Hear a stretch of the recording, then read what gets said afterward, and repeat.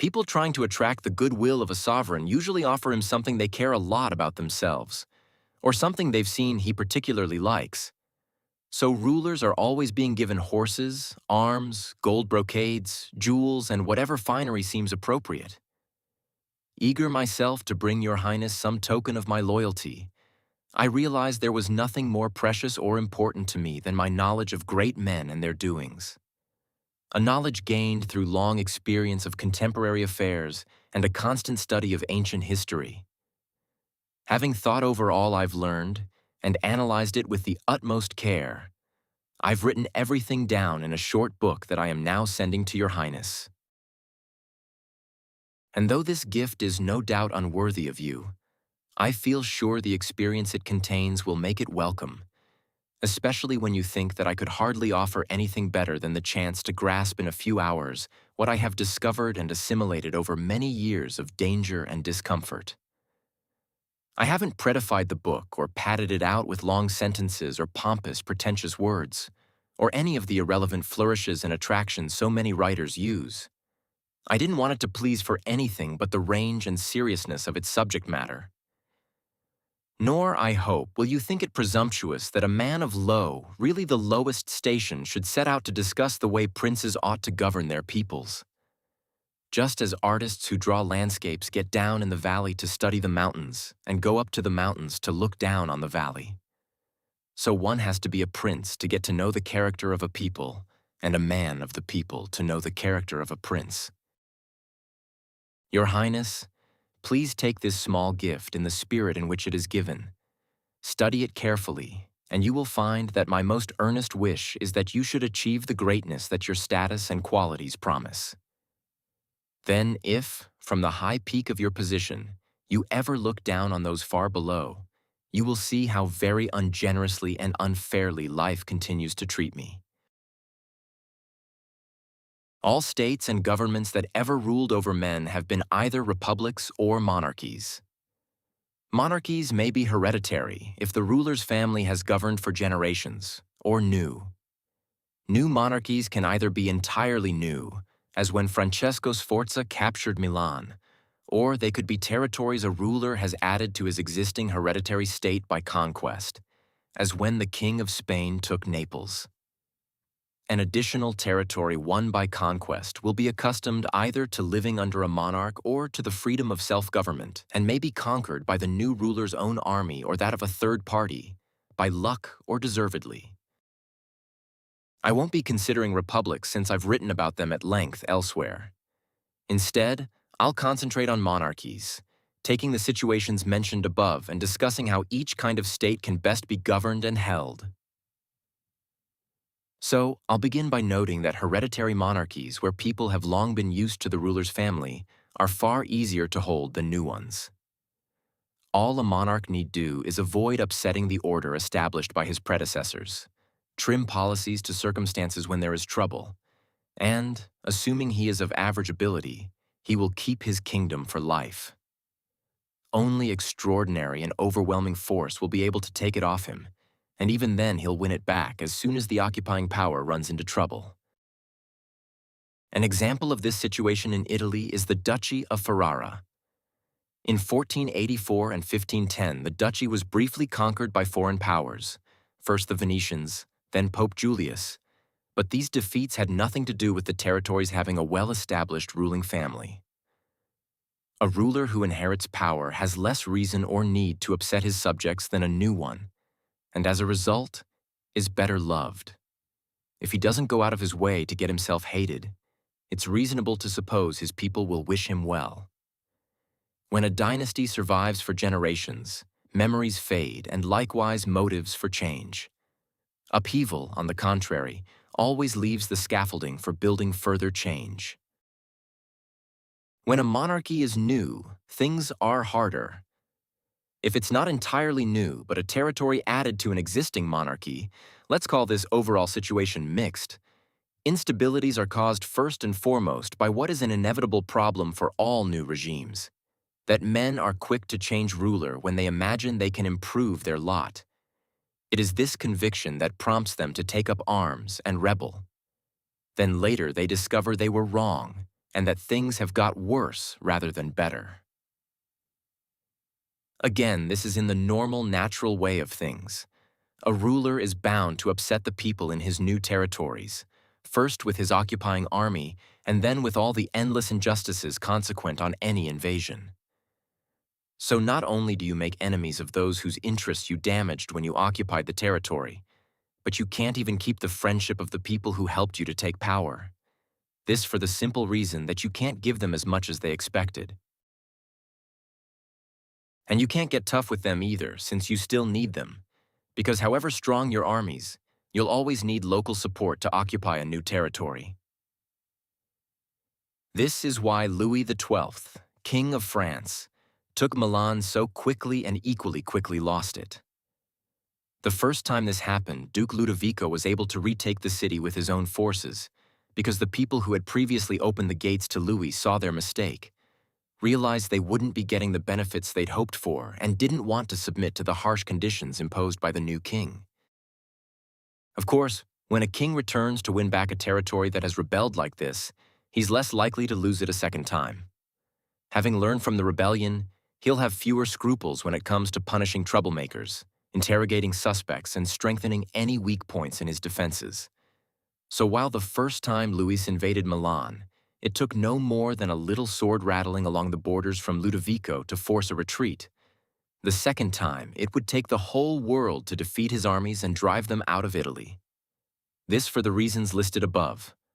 All the same, they were driven out both times. The general reasons behind the first French defeat have been discussed. It remains to explain why Louis lost Milan the second time, and to see what countermeasures he could have taken and what options a ruler has in a situation like this if he wants to hold on to his conquest.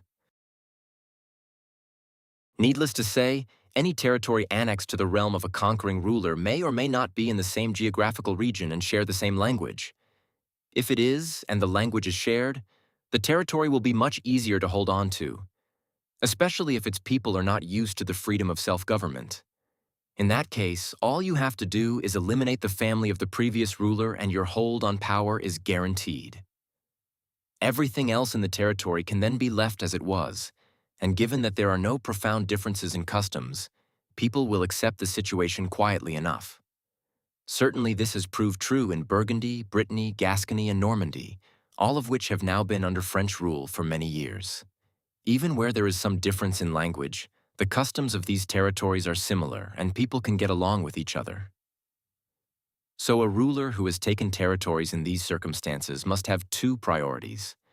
First, to eliminate the family of the previous rulers. Second, to leave all laws and taxes as they were. In this way, the acquired territory and the king's original possessions will soon form a single entity. But when a ruler occupies a state in an area that has a different language, different customs, and different institutions, then things get tough. To hold on to a new possession in these circumstances takes a lot of luck and hard work. Perhaps the most effective solution is for the new ruler to go and live there himself. This will improve security and make the territory more stable. The Turkish Sultan did this in Greece, and all the other measures he took to hold on to the country would have been ineffective if he hadn't. When you're actually there, you can see when things start going wrong and nip rebellion in the bud. When you're far away, you only find out about it when it's too late. Another advantage is that the new territory won't be plundered by your officials. Its subjects will be happy that they can appeal to a ruler who is living among them. So, if they're intending to be obedient, they'll have one more reason to love you, and if they're not, all the more. Reason to fear you. Anyone planning an attack from outside will think twice about it. So, if you go and live in the new territory you've taken, you're very unlikely to lose it. Another good solution is to establish colonies in one or two places. These work rather like chains to bind the captured state to your own. If you don't do this, you'll have to keep large numbers of infantry and cavalry in the territory. Colonies don't cost a great deal. You can send and maintain them very cheaply, and they only arouse the hostility of the people whose houses and land are expropriated to give to the colonists. Since that will only be a very small proportion of the population, and since these people will now be poor and will have fled to different places, they can hardly cause much trouble. Everyone else will be unaffected, hence prone to keep quiet, and at the same time frightened of stepping out of line for fear of having their own houses and land taken away. In conclusion, colonies are cheap, more loyal, provoke less hostility among your new subjects, and as I've said, those few who are provoked can't fight back since they'll be dispossessed refugees. In this regard, it's worth noting that in general, you must either pamper people or destroy them. Harm them just a little and they'll hit back. Harm them seriously and they won't be able to. So if you're going to do people harm, make sure you needn't worry about their reaction. If, on the other hand, you decide to send an occupying army rather than establish colonies, the operation will be far more expensive and all the revenues from the new territory will be used up in defending it, turning what should have been a gain into a loss. And you'll provoke more hostility. An army moving about and requisitioning lodgings will do damage across the entire territory, something that has consequences for the whole population and turns them all into enemies. And these are enemies who can hit back, people beaten but still on their own ground. So, however you look at it, military garrisons are as pointless as colonies are useful. A ruler who has moved into a new region with a different language and customs must also make himself leader and protector of the weaker neighboring powers, while doing what he can to undermine the stronger. In particular, he must take care that no foreign power strong enough to compete with his own gets a chance to penetrate the area. People who are discontented, whether out of fear or frustrated ambition, will always encourage a foreign power to intervene. It was the Aetolians who invited the Romans into Greece. Every time the Romans moved into a new region, it was on the invitation of local people. And it's in the nature of things that as soon as a powerful foreign ruler moves into a region, all the weaker local powers support him, if only out of resentment towards the stronger states that previously kept them down. So the new ruler will have no trouble winning their support. They'll all run to ally themselves with the territory he has taken. He just has to watch out that they don't grab too much power and authority. Then, with his own strength and their support, he can easily undermine the more powerful neighbors and hence dominate the region.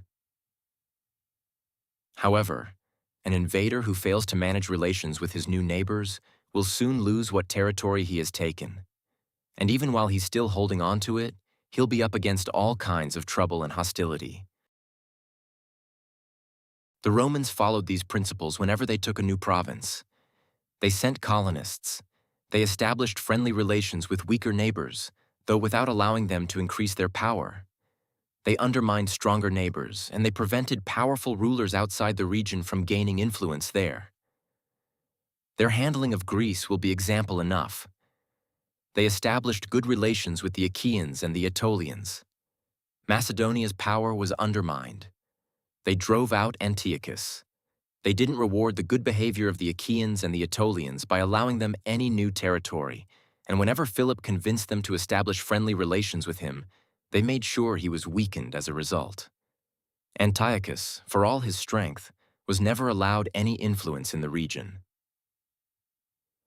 The Romans were simply doing what all wise rulers must, not restricting themselves to dealing with present threats, but using every means at their disposal to foresee and forestall future problems as well. Seen in advance, trouble is easily dealt with. Wait until it's on top of you and your reaction will come too late. The malaise is already irreversible. Remember what the doctors tell us about tuberculosis. In its early stages, it's easy to cure and hard to diagnose. But if you don't spot it and treat it, as time goes by, it gets easy to diagnose and hard to cure. So it is with affairs of state. See trouble in advance, but you have to be shrewd, and you can clear it up quickly. Miss it, and by the time it's big enough for everyone to see, it will be too late to do anything about it. However, since they had this capacity for seeing a threat in advance, the Romans always knew how to respond. They never put off a war when they saw trouble coming. They knew it couldn't be avoided in the long run and that the odds would simply shift in favor of their enemies. They chose to fight Philip and Antiochus in Greece, so as not to have to fight them in Italy. They could have put off both wars, but they didn't. They never took the line our pundits are constantly giving us today. Relax, time is on your side. But rather, they put their faith in their own foresight and spirit. Time hurries everything on and can just as easily make things worse as better. But let's get back to the King of France and see if he took any of the measures we've been discussing. And when I say the king, I mean Louis, not Charles, since Louis held territory in Italy for longer than Charles, and it's easier to see what his methods were. You'll notice that he did the opposite of what a ruler must do to hold on to conquests in a region whose customs and language differ from those of his home kingdom. It was Venetian ambitions that brought Louis into Italy. The Venetians planned to take half of Lombardy while he seized the other half. I'm not going to criticize Louis for agreeing to this. He wanted to get a first foothold in Italy. He didn't have any friends in the region. On the contrary, thanks to King Charles's behavior before him, all doors were barred. So he was forced to accept what allies he found. And the arrangement would have worked if he hadn't made mistakes in other departments.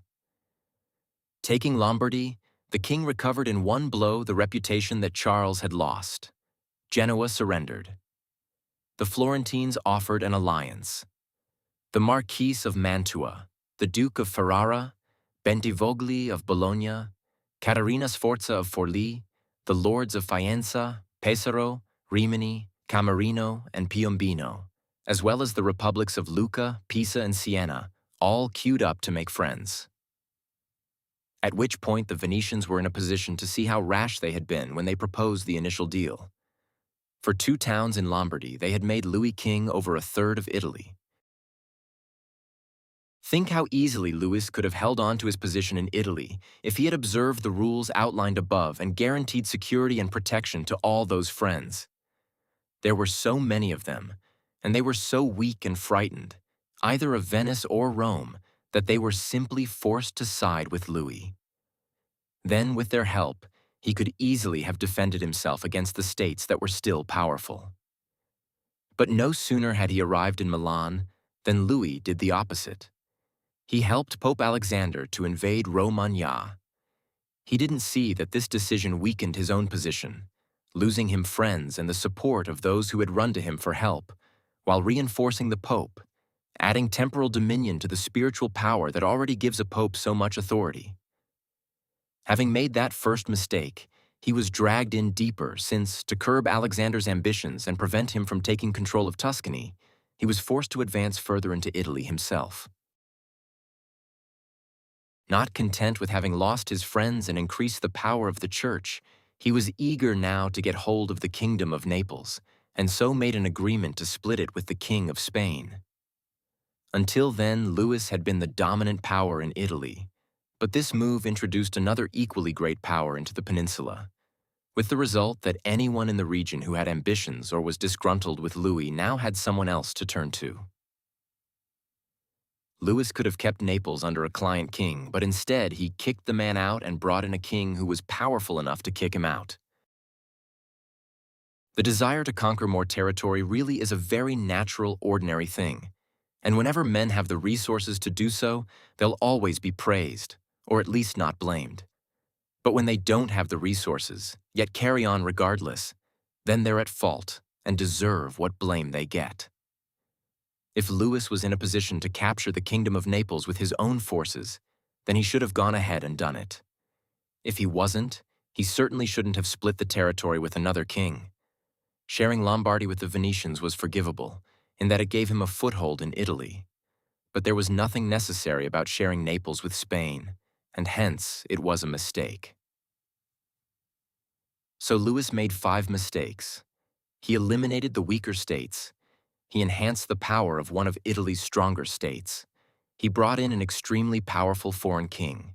He didn't go to live in the territory he'd acquired, and he didn't establish colonies there. All the same, these mistakes might not have done serious damage during his lifetime had he not now made a 6th by stripping Venice of its power. Of course, if he hadn't increased the Pope's power and brought Spain into Italy, it would have been quite reasonable and even necessary to cut the Venetians down to size. But having taken those earlier decisions, he should never have reduced Venice to such a state of weakness. As long as Venice was militarily strong, no one else was going to try to take Lombardy from the French. The Venetians wouldn't have allowed another state to attack the region unless they were going to get territory themselves, and the other states would never have wanted to take Lombardy from France if it meant giving it to Venice. Plus, they would never have had the courage to confront France and Venice together. Someone might object, but Louis gave Romagna to Pope Alexander and Naples to Spain to avoid war. In which case, let me repeat what I said earlier. You must never fail to respond to trouble just to avoid war, because in the end, you won't avoid it. You'll just be putting it off to your enemy's advantage. Someone else might insist that Louis had promised the Pope he would attack Venice on his behalf in return for the Pope's granting the French king a divorce and making the Archbishop of Rouen a cardinal. In this case, let me refer the reader to what I'll be saying later about when rulers should, or then again shouldn't, keep their promises. So Louis lost Lombardy because he didn't take the measures others have taken when they conquered territory and were determined to hold on to it. There's nothing mysterious about this. It's all very normal and reasonable. In fact, I discussed the matter in Nantes with the Cardinal of Rouen when Duke Valentino, that was what people used to call Cesare Borgia, Pope Alexander's son, was invading Romagna. And when the Cardinal told me that the Italians knew nothing about war, I told him that the French knew nothing about politics, because if they did, they wouldn't be letting the Pope grow so powerful. And as it turned out, it was Rome and Spain, the two states whose power in Italy France had built up, that proved France's downfall. From which we can infer a general rule that always holds, or almost always, that to help another ruler to grow powerful is to prepare your own ruin. Because it takes flair or military strength to build up a new power, and both will seem threatening to the person who has benefited from them. Conquered by Alexander the Great, the kingdom of Darius did not rebel against his successors after his death. Why not? Now that we've seen how difficult it is to hold on to recently acquired territory, some readers will be surprised to recall what happened when Alexander the Great conquered Asia in just a few years, then died very soon after his victory was complete. You would have thought the whole area would have rebelled, yet Alexander's successors held on to it, and the only trouble they had arose from their own personal ambitions and infighting. To explain this situation, let's start by remembering that all monarchies on record have been governed in one of two ways, either by a king and the servants he appoints as ministers to run his kingdom, or by a king and a number of barons who are not appointed by the king but hold their positions thanks to hereditary privilege. These barons have their own lands and their own subjects who recognize the barons as their masters and are naturally loyal to them. Where a state is governed by a king and his ministers, the king is more powerful since he is the only person in the state whom people recognize as superior. When they obey someone else, it is only because he is a minister or official and they have no special loyalty to him. Examples of these two forms of government in our own times are Turkey and France. The whole of Turkey is governed by one ruler or sultan. Everyone serves him. He divides his realm into provinces, or sanjaks, and sends administrators to run them, appointing and dismissing them as he sees fit.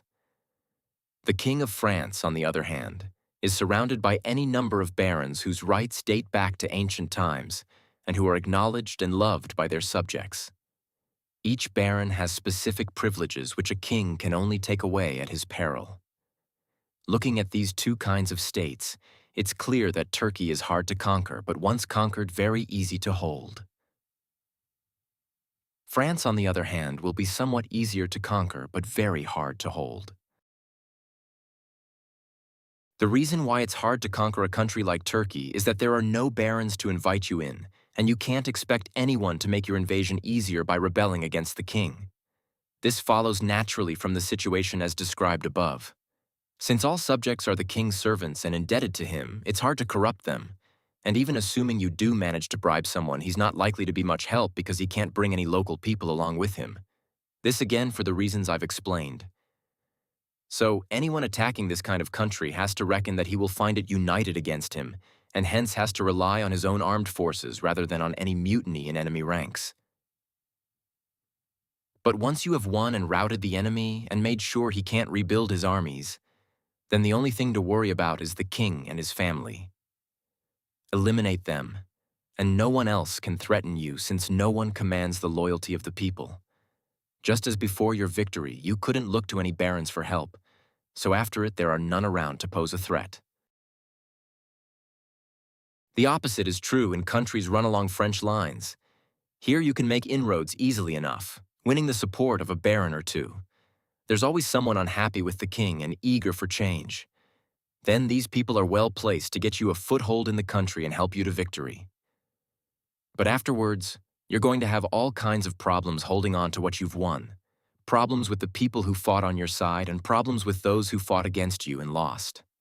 This time, it won't be enough to eliminate the king's family because there will always be barons ready to assume authority when circumstances swing their way. And, since you can never give them everything they want and never eliminate them all, you'll lose the territory you took as soon as your enemies get an opportunity to rebel. If we go back now to the kingdom of Darius, we'll find that it was of the Turkish variety. So Alexander first had to defeat its entire army and get control of the country. But once he'd done that, and once Darius was dead, he was securely in command for the reasons cited above. And if his successors had been united, they could have run the region without any worries. In fact, the only trouble was the infighting they started themselves. But states organized the French way can never be held so easily. The frequent uprisings against Roman power in Spain, Gaul, and Greece, for example, were the result of those regions being internally divided into so many principalities. So long as people remembered their old loyalties to local lords, Rome was never in complete control. But once the power and permanence of empire had extinguished those loyalties, then Rome became the undisputed master of the region. In fact, when the Romans started fighting among themselves, each warring commander was able to bring the province he was running into the conflict on his side. Since once the families of the old local rulers had been eliminated, the only authority people recognized was Rome's representative. When you take all this into account, it's really not surprising how easy it was for Alexander to hold Asia, nor how hard it was for many others, Pyrrhus for example, to hold on to the territories they took. It wasn't a question of the abilities of each particular conqueror, but of the different kinds of state they had invaded. How to govern cities and states that were previously self-governing. When the states you invade have been accustomed to governing themselves without a monarch and living in freedom under their own laws, then there are 3 ways of holding on to them. The first is to reduce them to rubble. The second is to go and live there yourself. The third is to let them go on living under their own laws. Make them pay you a tax and install a government of just a few local people to keep the state as a whole friendly. Since this government has been set up by the invading ruler, its members know they can't survive without his support and will do everything they can to defend his authority. Once you've decided not to destroy it, the best way to hold a previously self-governing city is with the help of its own citizens. Let's take our examples from Sparta and Rome. The Spartans held Athens and Thebes by setting up governments run by a few local people, but in the end, they lost these towns. The Romans razed Capua, Carthage, and Numantia to the ground, and that way held on to them. They tried to hold Greece in much the same way the Spartans had, granting it self-government and leaving it its own laws, but it didn't work, and eventually they were forced to destroy quite a number of cities so as to keep hold of the region as a whole. The truth is that the only sure way to hold such places is to destroy them. If you conquer a city accustomed to self-government and opt not to destroy it, you can expect it to destroy you. Rebelling, its people will always rally to the cry of freedom and the inspiration of their old institutions. It doesn't matter how long they've been occupied or how benevolent the occupation. These things will never be forgotten. Whatever you do, whatever measures you take, if the population hasn't been routed and dispersed so that its freedoms and traditions are quite forgotten, they will rise up to fight for those principles at the first opportunity. just as the Pisans did after 100 years of Florentine dominion.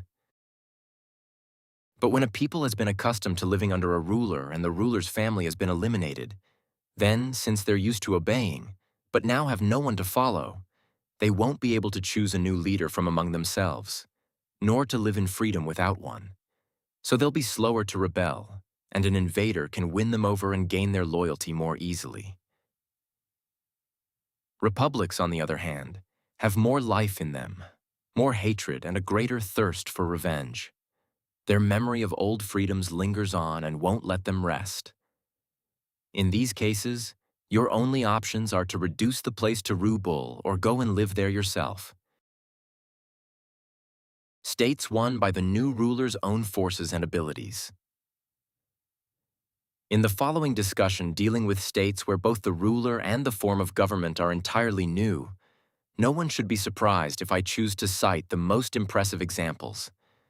The fact is that although people almost always proceed by imitation, following in another man's footsteps, you can never tread a model's path or reproduce his qualities exactly. So, if you're sensible, you set out to follow a trail blazed by someone who was truly great, someone really worth imitating, so that even if you're not on the same level yourself, at least, you'll reflect a little of his brilliance. It's like the clever archer who senses that his target is too far off, knows the limitations of his bow, and so aims far higher than he normally would. Not because he really wants his arrow to go that high, but to have it fall from a height onto his target. So let's start by saying that when it comes to entirely new regimes where a new ruler has seized the state, the ease or difficulty of his staying in power will be in proportion to his abilities or failings. And since you can't go from being an ordinary citizen to a ruler without either talent or favorable circumstances, we must suppose that one or the other of these factors will be offsetting, at least in part, a great many difficulties. That said, those who haven't relied too much on lucky circumstances have lasted longer. Another positive factor is that since in this case the ruler doesn't already possess another state, he will be forced to live in his new territory. But to turn to those who became rulers through their own qualities rather than by luck, no doubt the most impressive are Moses, Cyrus, Romulus, Theseus, and such-like figures. And though we can hardly say much about Moses, since he merely carried out God's orders, all the same we have to admire him for the grace that made him worthy of God's attention. But let's look at Cyrus and other men who won and founded kingdoms. We'll find they are all admirable, and when we look into the specific actions each took and the institutions they established, we'll see they don't differ that much from what Moses did under divine guidance. Analyzing their lives and achievements, we notice that the only part luck played was in giving them an initial opportunity. They were granted the raw material and had the chance to mold it into whatever shape they wanted. Without this opportunity, their talent would have gone unused, and without their talent, the opportunity would have gone begging. So, if Moses hadn't found the people of Israel in Egypt, enslaved and oppressed, and in need of a leader to get them out of the situation, they would never have been willing to follow him. If Romulus hadn't been abandoned at birth and chosen to leave Alba Longa, how could he have become king and founder of Rome? If Cyrus hadn't found the Persians ready to rebel against the occupation of the Medes, and the Medes undisciplined and effeminate after a long period of peace, he couldn't have achieved what he did. And Theseus could hardly have shown his qualities if the Athenians hadn't first been defeated and dispersed. These opportunities made these men's fortunes, and it was because of their remarkable qualities that they were able to recognize and grasp the opportunities, bringing glory and even greater good fortune to their countries. These men and others like them who rise to sovereignty through their own abilities face all kinds of difficulties when setting up their states, but then hold on to them fairly easily. The initial difficulties depend in large part on the fact that in order to establish their government and guarantee its security, they have to impose a new administrative system and new procedures. Here we have to bear in mind that nothing is harder to organize, more likely to fail, or more dangerous to see through, than the introduction of a new system of government. The person bringing in the changes will make enemies of everyone who is doing well under the old system, while the people who stand to gain from the new arrangements will not offer wholehearted support, partly because they are afraid of their opponents, who still have the laws on their side, and partly because people are naturally skeptical. No one really believes in change until they've had solid experience of it. So as soon as the opponents of the new system see a chance, they'll go on the offensive with the determination of an embattled faction, while its supporters will offer only half-hearted resistance, something that will put the new ruler's position at risk too. To get a better grasp of the problem, we have to ask, is the leader introducing the changes relying on his own resources, or does he depend on other people's support? That is, does he have to beg help to achieve his goals, or can he impose them? If he's begging help, he's bound to fail and will get nowhere. But if he's got his own resources and can impose his plans, then it's unlikely he'll be running serious risks. This is why the visionary who has armed force on his side has always won through, while unarmed, even your visionary is always a loser. Because on top of everything else, we must remember that the general public's mood will swing. It's easy to convince people of something, but hard to keep them convinced. So when they stop believing in you, you must be in a position to force them to believe. Moses, Cyrus, Theseus, and Romulus couldn't have got people to respect their new laws for long if they hadn't possessed armed force. We saw what happened in our own times to Girolamo Savonarola. He was overthrown along with all his reforms when people stopped believing in him. He had no way of keeping the initial believers on board or forcing the skeptical to see the light. But any new ruler bringing in changes will have to deal with huge obstacles and dangers, mostly in the early stages, and must overcome them with his own abilities. Once he's done that and eliminated those who resented his achievements so that people start to respect and admire him, then he can enjoy his power in safety and will live honored and fulfilled. I've mentioned 4 exceptional leaders, but now I want to bring in a lesser man, Hero of Syracuse, who nevertheless had some of the same qualities as the others and will serve as an example of a whole category. Originally an ordinary citizen, Hero became king of Syracuse. Once again, the only luck he had lay in the initial situation. Under threat from Carthage, the Syracusans elected him as their military commander, and he was so successful they then made him king.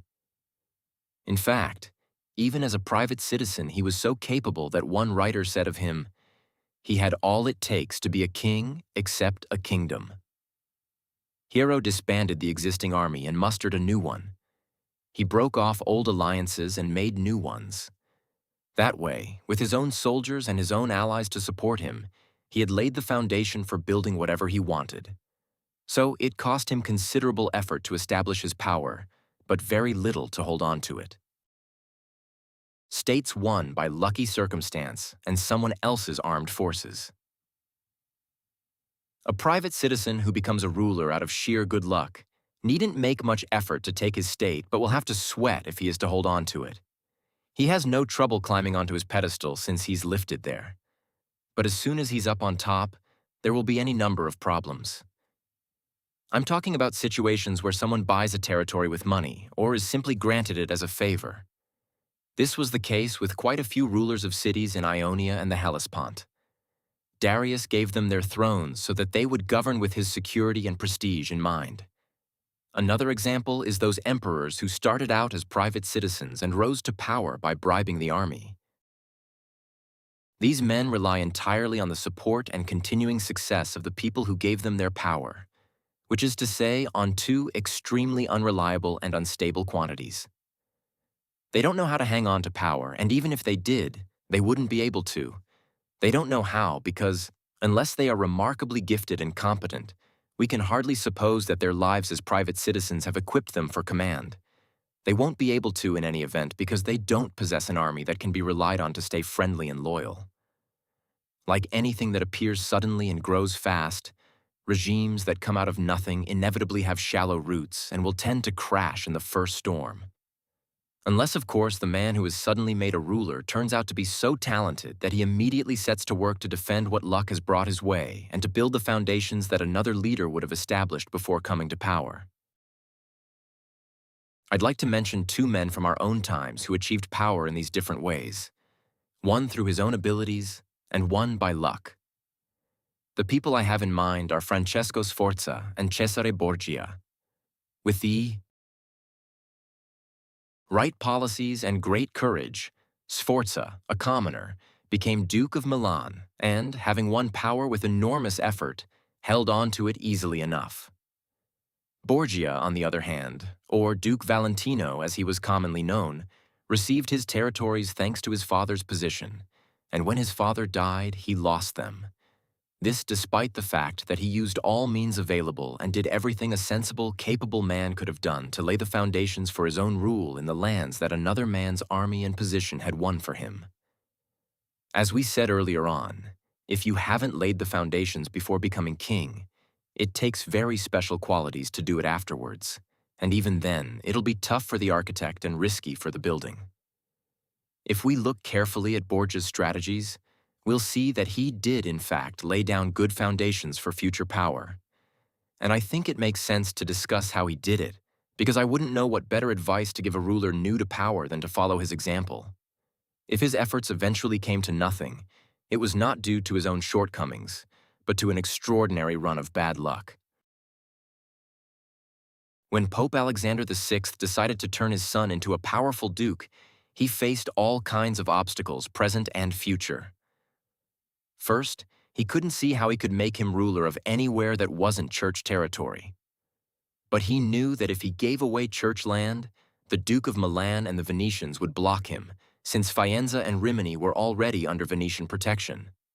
What's more, the armies then operating in Italy, particularly those the Pope might have called on for help, were all controlled by people, the Orsini, the Colonna, and associated families, who had reason to fear papal expansionism, and hence couldn't be trusted.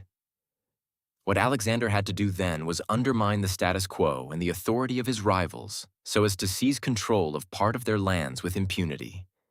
This turned out to be easy because, for reasons all their own, the Venetians were now determined to bring the French back into Italy. Rather than opposing the move, the Pope smoothed the way by dissolving King Louis's first marriage for him. So the French king entered Italy with Venetian help and papal consent. No sooner had he taken Milan than the Pope got the king to send troops to help his son, Borgia, take Romagna, something that would have been impossible without Louis's support, with the forces of the Colonna family. Now beaten, Borgia faced two obstacles if he was to hold on to Romagna and acquire further territory. The first was his own army, which he suspected of disloyalty. The second was French policy. Duke Valentino had been using the forces of the Orsini family but was afraid they would stop obeying his orders, preventing him from making new gains and perhaps depriving him of the old. And he had the same worries about the King of France. His doubts about the Orsinis were confirmed when, after taking Faenza, he attacked Bologna and saw the soldiers anything but enthusiastic. Louis's position became clear when, having taken Urbino, Borgia advanced towards Tuscany only to have the French king insist he turn back. After that, he decided never to rely on other people's armies and authority again. So first of all, he weakened the Orsini and Colonna factions in Rome by luring the noblemen who supported them over to his side with generous salaries and military and political appointments in line with each man's rank. In a few months, old loyalties were forgotten, and they were all for the Duke. Then, having broken up the Colonna leaders, he waited for a chance to eliminate the main Orsini men. The chance came, and he took it. Having realized too late that the growing power of Borgia and the church would be their ruin, the Orsini arranged to meet together at Magione near Perugia. The meeting produced a rebellion in Urbino, uprisings in Romagna, and all kinds of dangers for Borgia. But with the help of the French, he won through. Having recovered credibility and not wanting to have to put the loyalty of the French or anyone else to the test, Borgia turned to trickery. He was so good at disguising his intentions that even the Orsini made peace with him, sending Paolo Orsini as mediator. Borgia was extremely generous to Paolo, reassuring him with gifts of money, clothes, and horses, until the ingenuous Orsinis eventually responded and accepted an invitation to Senegalia, thus delivering themselves into the Duke's hands. Having killed the Orsini leaders then and forced their followers to become his allies, Borgia had laid solid foundations for his power. He held Romagna and the Duchy of Urbino, and what's more, he felt he had won the support of the local people who were beginning to enjoy some prosperity. Since this last achievement deserves to be more widely known and imitated, I want to give it the proper space. On taking control of Romagna, Borgia found it had been run by weak leaders who had been stripping the people of their wealth rather than governing them, and provoking division rather than unity, with the result that theft, feuds, and all kinds of injustice were endemic. So he decided some good government was required to pacify the area and force people to respect authority. With this in mind, he appointed Ramiro de Orco, a cruel, no-nonsense man, and gave him complete control. In a short while, de Orco pacified and united the area, establishing a considerable reputation for himself in the process. At this point, the Duke decided that such draconian powers were no longer necessary and might cause resentment. So he set up a civil court of law in the middle of the territory to which every town was to send a representative, and he placed a distinguished man in charge. And since he was aware that the recent severity had led some people to hate him, in order to have them change their minds, and hence win them over entirely to his side, he decided to show that if the regime had been cruel, that was due to the brutal nature of his minister, not to him. So, as soon as he found a pretext, he had de Orco beheaded and his corpse put on display one morning in the piazza in Cesena, with a wooden block and a bloody knife beside. The ferocity of the spectacle left people both gratified and shocked. But let's get back to where we left off. Borgia had consolidated his power and secured himself against most immediate dangers, building up an army of his own and seeing off the majority of the other armies that had been near enough to attack him. At this point, the only obstacle to further expansion was the King of France. Borgia knew the king had realized he'd made a mistake supporting him earlier on, and hence would not put up with further adventures. So he began to look around for new alliances and was less than generous in his support when Louis marched south to fight the Spanish who were besieging Gaeta in the northern part of the Kingdom of Naples. His aim was to be safe from French interference, something he would have managed soon enough, no doubt, if his father, Pope Alexander, had not died. So that was how Borgia dealt with the immediate situation. As far as the future was concerned, what worried the Duke most of all was that his father's eventual successor would be hostile and try to deprive him of the territory Pope Alexander had given him. He devised 4 strategies to guard against this. First, eliminate the families of all the local rulers whose land he had taken, thus denying a new pope the option of restoring them. Second, win the support of all the noble families of Rome, as we've already seen, so as to put the brakes on any papal initiative. Third, get as much control as possible of the college that would elect the next pope. Fourth, win so much territory before the pope died as to be able to resist a first attack with his own resources. By the time his father died, he had achieved 3 of these 4 goals and wasn't far off achieving the 4th. He had killed all the local rulers he could get his hands on, and hardly anyone had escaped. He had won over the Roman nobility, and he had enormous influence over the electoral college. As far as extending his territory was concerned, he was aiming to become master of all Tuscany, having already captured Perugia and Piombino and taken Pisa under his protection. As soon as France's restraining influence weakened, actually it already had, since having lost the Kingdom of Naples to Spain, the French, and the Spanish too for that matter, now needed Borgia's support, he would grab Pisa.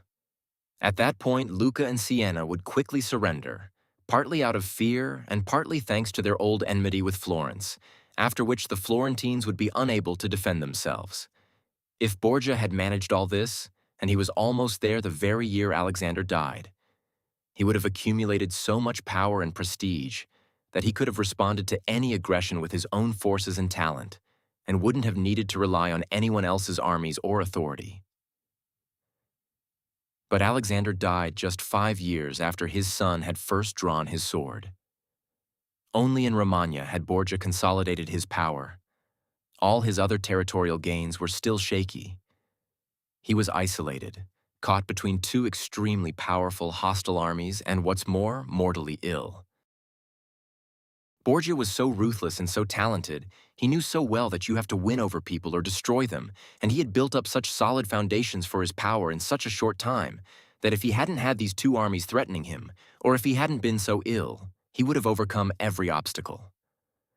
That the foundations Borgia had built were sound was soon evident. Romagna waited loyally for more than a month while he lay half dead in Rome. And in Rome itself, no one took advantage of his weakness. When his enemies, the Baglionis, Vitellis, and Orsinis, turned up, no one went over to their side. And though Borgia wasn't able to choose who would be the new pope, at least he was in a position to block anyone he didn't want. So if he had been in good health when his father died, everything would have been easy. He himself told me, in the days when the college was meeting to elect Julius II, that he had thought over what might happen on his father's death and had made plans for every contingency. It was just that it never occurred to him that when the time came, he too might be at death's door. Having given this summary of everything Cesare Borgia did, I can't find anything to criticize. On the contrary, and as I said, I mean to propose him as a model for anyone who comes to power through fortunate circumstances or with the help of another ruler's armed forces. Given his great determination and considerable ambitions, Borgia could hardly have behaved any differently. Only the combination of Alexander's early death and his own illness prevented him from achieving his goals. A new ruler who reckons he must ward off enemies and woo friends, overcome obstacles by force or fraud, have himself loved and feared by his people, followed and respected by his soldiers, who must eliminate enemies likely or certain to attack him, reform old institutions, show himself both severe and gracious, generous and spontaneous, break up a disloyal army and build a new one, keep the friendship of kings and princes so that they support him with deference, or at least think twice before harming him. We'll find no better recent example to study than the policies of Cesare Borgia. The only criticism one can level at him is his role in the election of Pope Julius. As we've said, Borgia wasn't in a position to impose the pope he wanted, but he did have influence enough to keep out the candidates he didn't want. And he should never have allowed a cardinal whose interests he had damaged, or who as pope would have reason to fear him, to win the election. Because it's fear or hatred that makes men attack each other. The cardinals Borgia had wronged were, among others, Giuliano della Rovere, Cardinal of San Pietro ad Vincula, Cardinal Colonna, Cardinal of San Giorgio of Savona, and Ascanio Sforza. All the others, with the exception of the Cardinal of Rouen and the Spanish cardinals, would have had reason to fear him had they become pope. With the King of France behind him, the Cardinal of Rouen was a very powerful man, while the Spanish cardinals were related to Borgia and indebted to him. So the best solution for Borgia was a Spanish pope. Failing that, he should have let Rouen take the throne, but not Giuliano della Rovere. Anyone who thinks that an important man will forget past grievances just because he's received some new promotion must think again. Borgia miscalculated in this election, and the mistake was fatal. Aside from lucky circumstances and positive qualities, there are two other ways a private citizen can become a ruler, and we should include them in our discussion, though one of these would find more space in a book about republics. They are, first, when a man seizes power by some terrible crime, and second, when a private citizen becomes hereditary ruler with the support of his fellow citizens. As for achieving kingship by crime, we'll discuss two examples, one from ancient history and one from modern times, and look no deeper into the question, since these will be models enough for anyone obliged to take this course. Agathocles was a Sicilian. From being a private citizen, one of the lowest of the low in fact, he became king of Syracuse. Born a potter's son, he lived a life of depravity from start to finish. All the same, mixed with that depravity were such excellent mental and physical qualities that, having joined the Syracusan army, he rose through the ranks and eventually became commander-in-chief. Once he'd taken charge, Agathocles decided to make himself king, using whatever violence was necessary to keep the power conferred on him as commander without being obliged to anyone. He discussed his intentions with Hamilcar, a Carthaginian whose army was then fighting in Sicily, and reached an agreement with him. Then one morning he called an assembly of the people in the Senate as if he had important state business to discuss. At a prearranged signal, his soldiers moved in and killed all the senators and richest men in town. After this massacre, Agathocles became king of Syracuse and held his throne without any resistance from the people. Twice defeated by the Carthaginians and then actually besieged, not only did he manage to defend his town, but, leaving some men behind to resist the siege, he led the rest out of Syracuse to attack Africa. The siege was lifted and the Carthaginians pushed to the brink of collapse, at which point they accepted an agreement which allowed them to keep Africa and left Sicily to Agathocles. Looking at Agathocles' life and achievements, you won't find much that can be attributed to luck.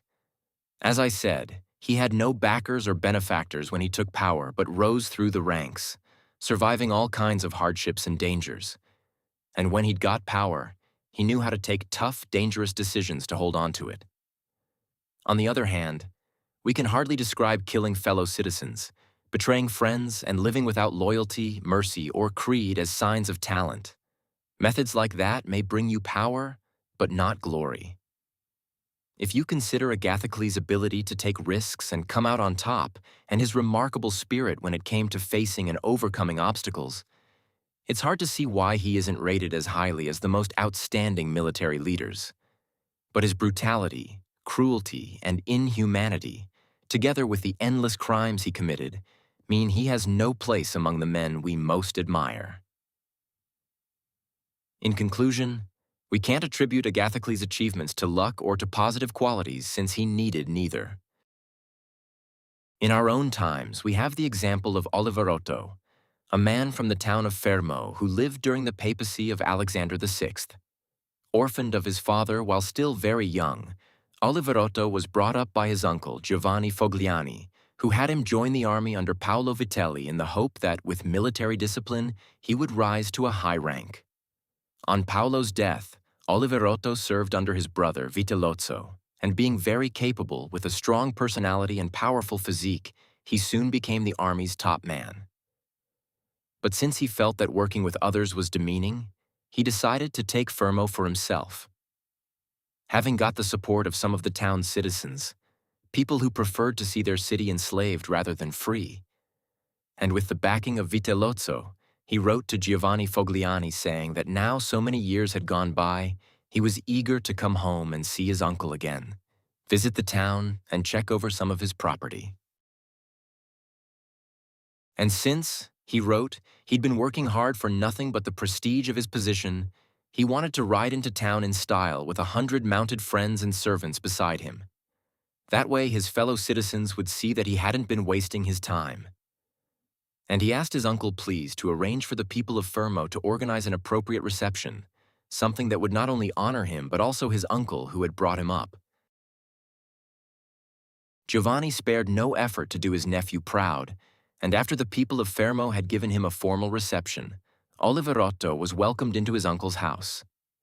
A few days later, having used the time to make secret arrangements for the crime he was planning, he threw an impressive banquet to which he invited Giovanni Fogliani and all the town's leading men.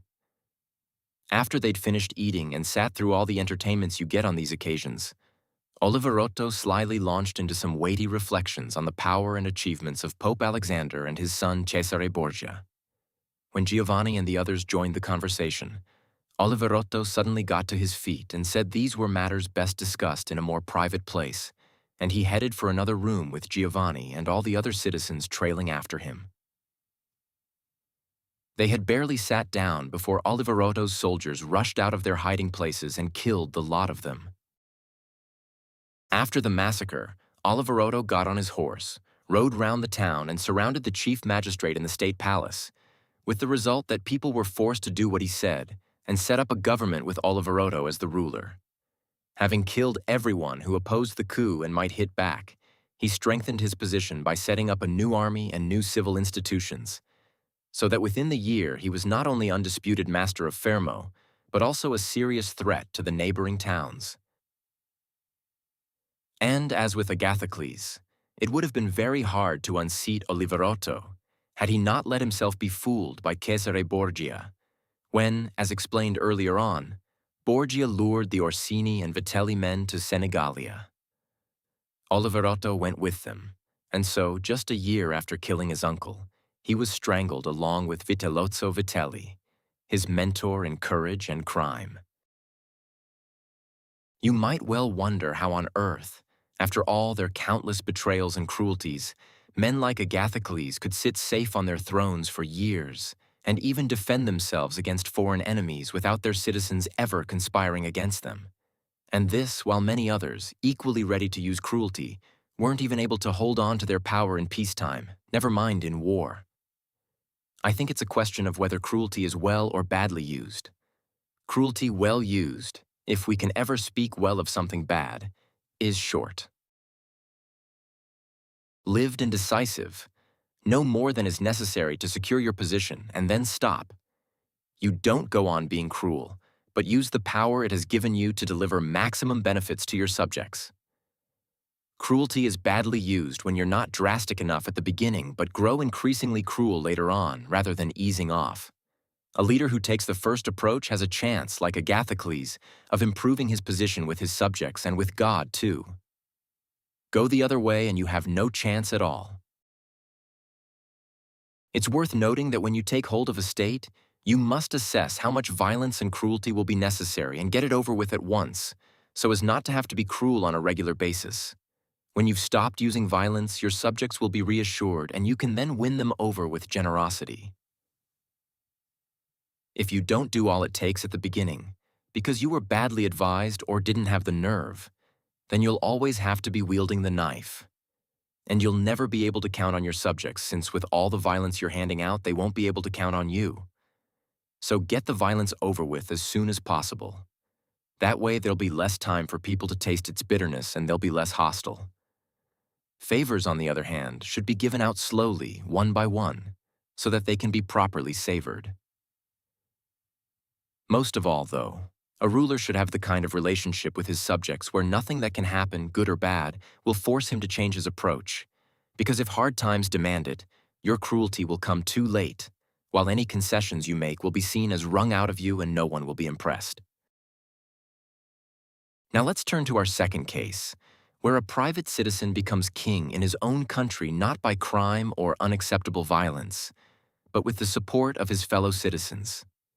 We can call this a monarchy with public support, and to become its king, you don't have to be wholly brilliant or extraordinarily lucky, just shrewd in a lucky way.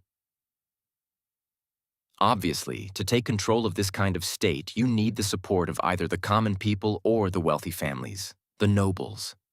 In every city, one finds these two conflicting political positions. There are the common people who are eager not to be ordered around and oppressed by the noble families. And there are the nobles who are eager to oppress the common people and order them around. These opposing impulses will lead to one of three different situations: a monarchy, a republic, or anarchy.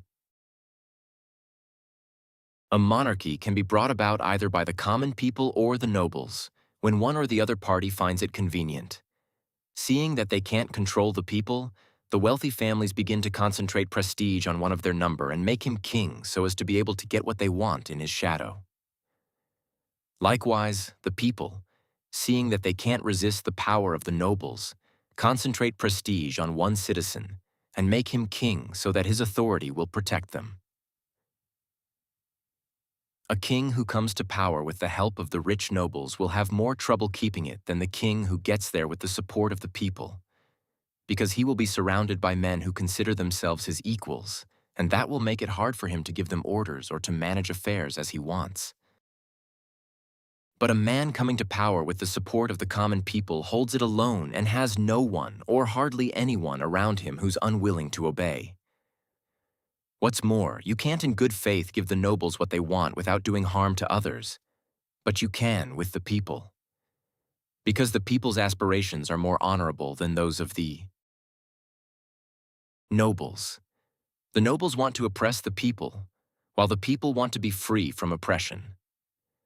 What's more, a king can never be safe if the common people are hostile to him, because there are so many of them. But he can protect himself against the nobles, since there are not so many. The worst a king can expect if the people turn hostile is that they will desert him. But when the nobles turn against him, he has to fear not only desertion, but a direct attack. The nobles are smarter. They see further ahead. They always move early enough to save their skins, ingratiating themselves with whoever they think will turn out the winner. Then, of necessity, a king will always have to live with the same common people. But he can perfectly well get by without the same nobles, since he can make and unmake noblemen every day, giving and taking away honors as he likes. Let's settle this question of the nobles. As I see it, they can be divided for the most part into two categories. Either they behave in such a way as to tie themselves entirely to your destiny, or they don't. Those who do tie themselves and aren't greedy should be honored and loved. The ones who don't can be further divided into two groups. Maybe they are anxious men, naturally lacking in character, in which case you'd better make use of them, especially the ones with good advice to offer, since when things are going well, they'll respect you, and when things are tough, you needn't fear them. But if they're hanging back out of calculation and ambition, that's a sign they're looking more to their own interests than to yours. These are the ones you have to watch out for and guard against as if they were already declared enemies. Because inevitably, when things start going wrong, these men will be working to bring you down.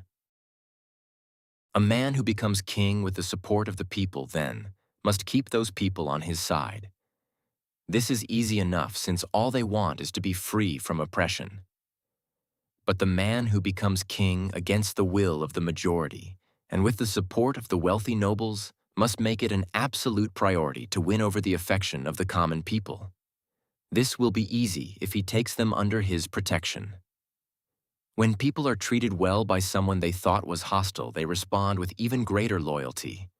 They'll go over to his side at once and be even more devoted than if he had taken power with their support. There are all kinds of ways a king can win the people's affection. But since these depend on particular circumstances and one can hardly lay down rules, I'll leave them out of our discussion. I'll just conclude, then, that a ruler must have the people on his side. Otherwise, when things get tough, there'll be no way out. Nabis, the Spartan king, was besieged by forces from all over Greece, plus a hugely successful Roman army, but he held out and defended his country and his position against the lot of them. All he had to do when danger threatened was take precautions to deal with a few internal enemies. But if he'd had the people against him, this wouldn't have been enough. And if anyone objects to my reasoning here with that trite proverb, "The man who builds his house on the people is building on mud," my answer is that this is true if it's a private citizen doing the building and imagining the people will come to his rescue when he's in trouble with the law or his enemies. Men like this usually find themselves being let down, as did the Gracchi brothers in Rome and Giorgio Scali in Florence. But when it's a king building on the people, and when he's a man of spirit who knows how to lead and doesn't panic when things get tough, a man who takes the right precautions and whose personality and style of government keeps everybody in a positive state of mind, then the people will never let him down, and time will show what solid foundations he laid. This kind of ruler is most at risk when passing from publicly supported leadership to absolute rule. At this point, he either commands directly himself or gives orders by proxy through magistrates.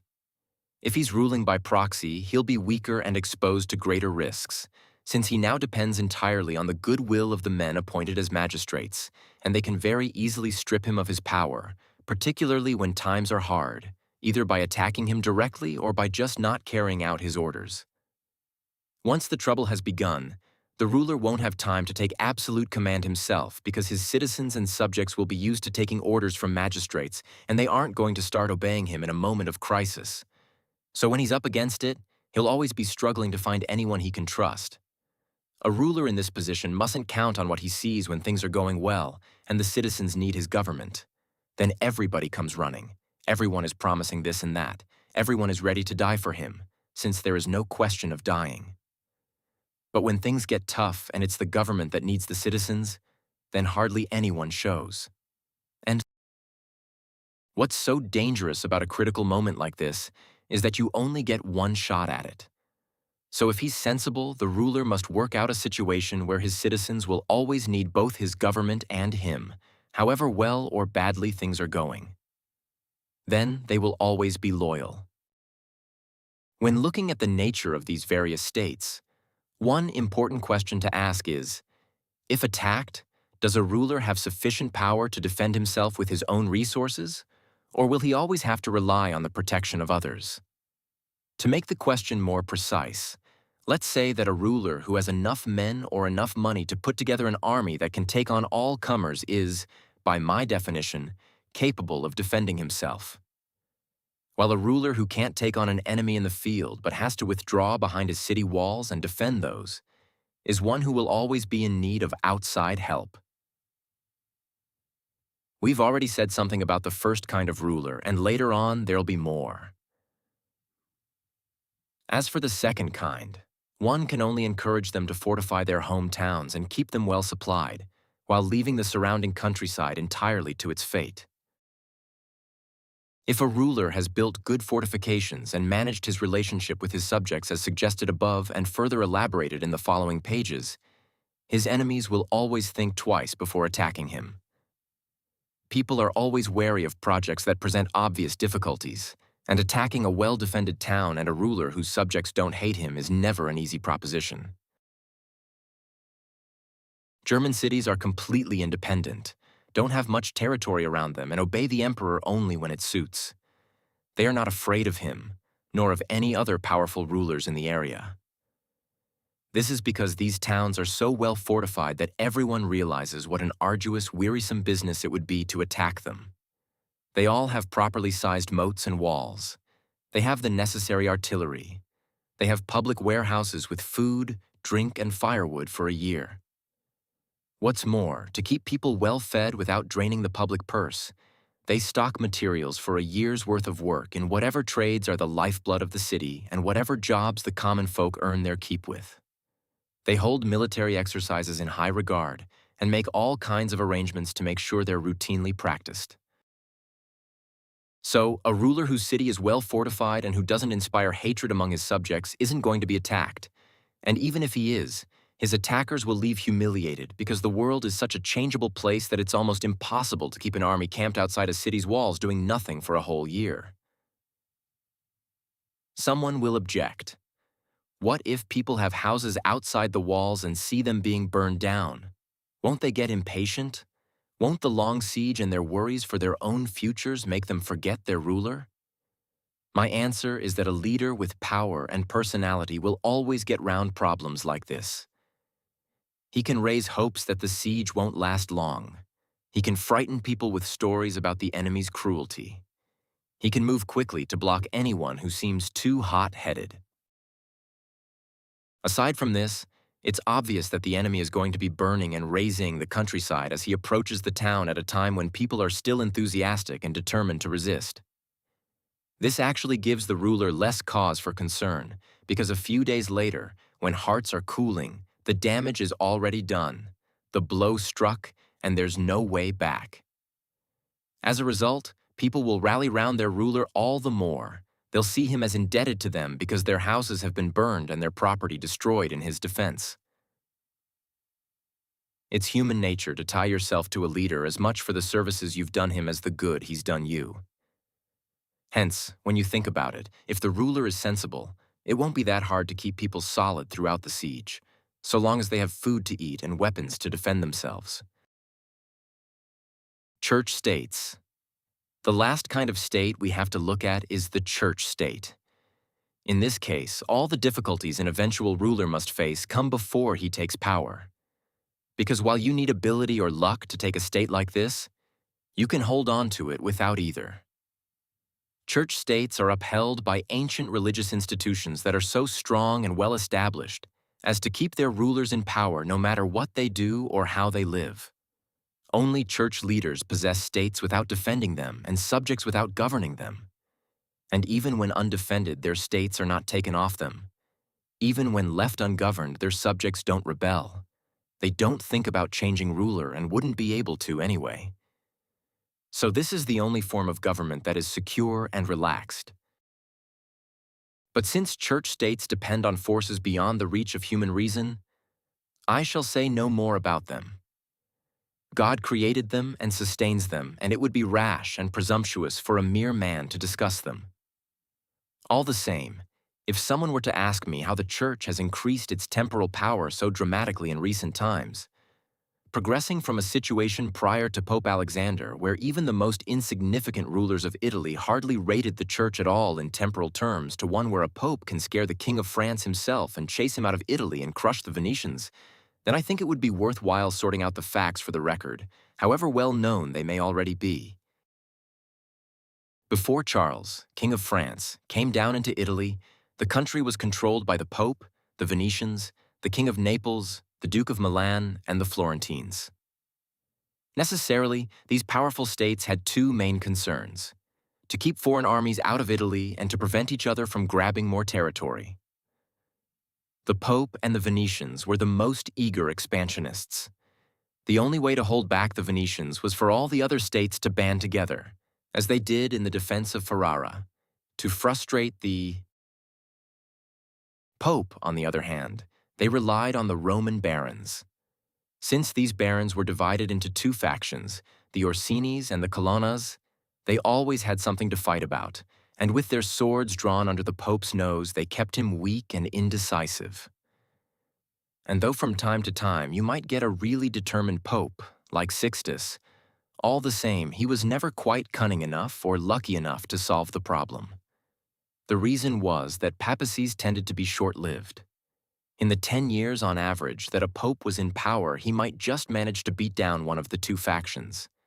But if, for example, one pope had almost finished off the Colonnas, the next would be hostile to the Orsinis and so resurrect the Colonnas, but without quite having the time to see off the Orsinis.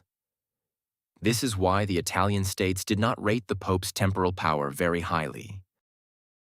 Then came Alexander VI, who more than any other pope in history showed what could be done with finance and force of arms. Using Valentino Borgia and taking advantage of the intrusions of the French, he made all the gains I mentioned in my discussion of Duke Valentino. And though Alexander's aim was to make his son great, not the church, all the same his achievements enhanced the power of the church, which, after his and then Valentino's death, inherited his conquests. So, on his election, Pope Julius took over a church that now possessed the whole of Romagna and was all the more powerful because Alexander had quashed the Roman barons and their factions. He also found a new way of increasing church income which had never been used before. Julius not only followed Alexander's lead, but went further. He aimed to take Bologna, defeat the Venetians, and push the French out of Italy. In the end, all three goals were achieved, and Julius's credit was the greater because he did it for the glory of the church, not out of private interest. He kept the Orsini and Colonna factions in the same reduced state he found them in, and though one or two of their leaders tried to change things, two obstacles held them back. The first was the church's power, which unnerved them, and the second was the fact that they had no cardinals. Cardinals are always a cause of internal division. When they have their own cardinals, these factions are never quiet, because the cardinals feed party animosity both inside and outside Rome, and the barons are forced to come to their party's defense. So it's the ambition of the cardinals that prompts hostility and conflict between the barons.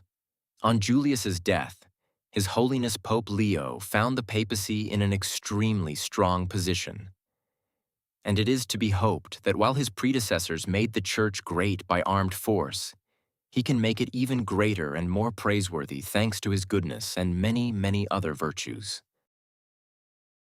Now that I've given a detailed account of the characteristics of the states I set out to talk about, and examined to some extent the reasons for their being powerful or weak and the ways people in the past have tried to take and to hold them, I shall offer a more general discussion of the means of attack and defense available to each kind of state.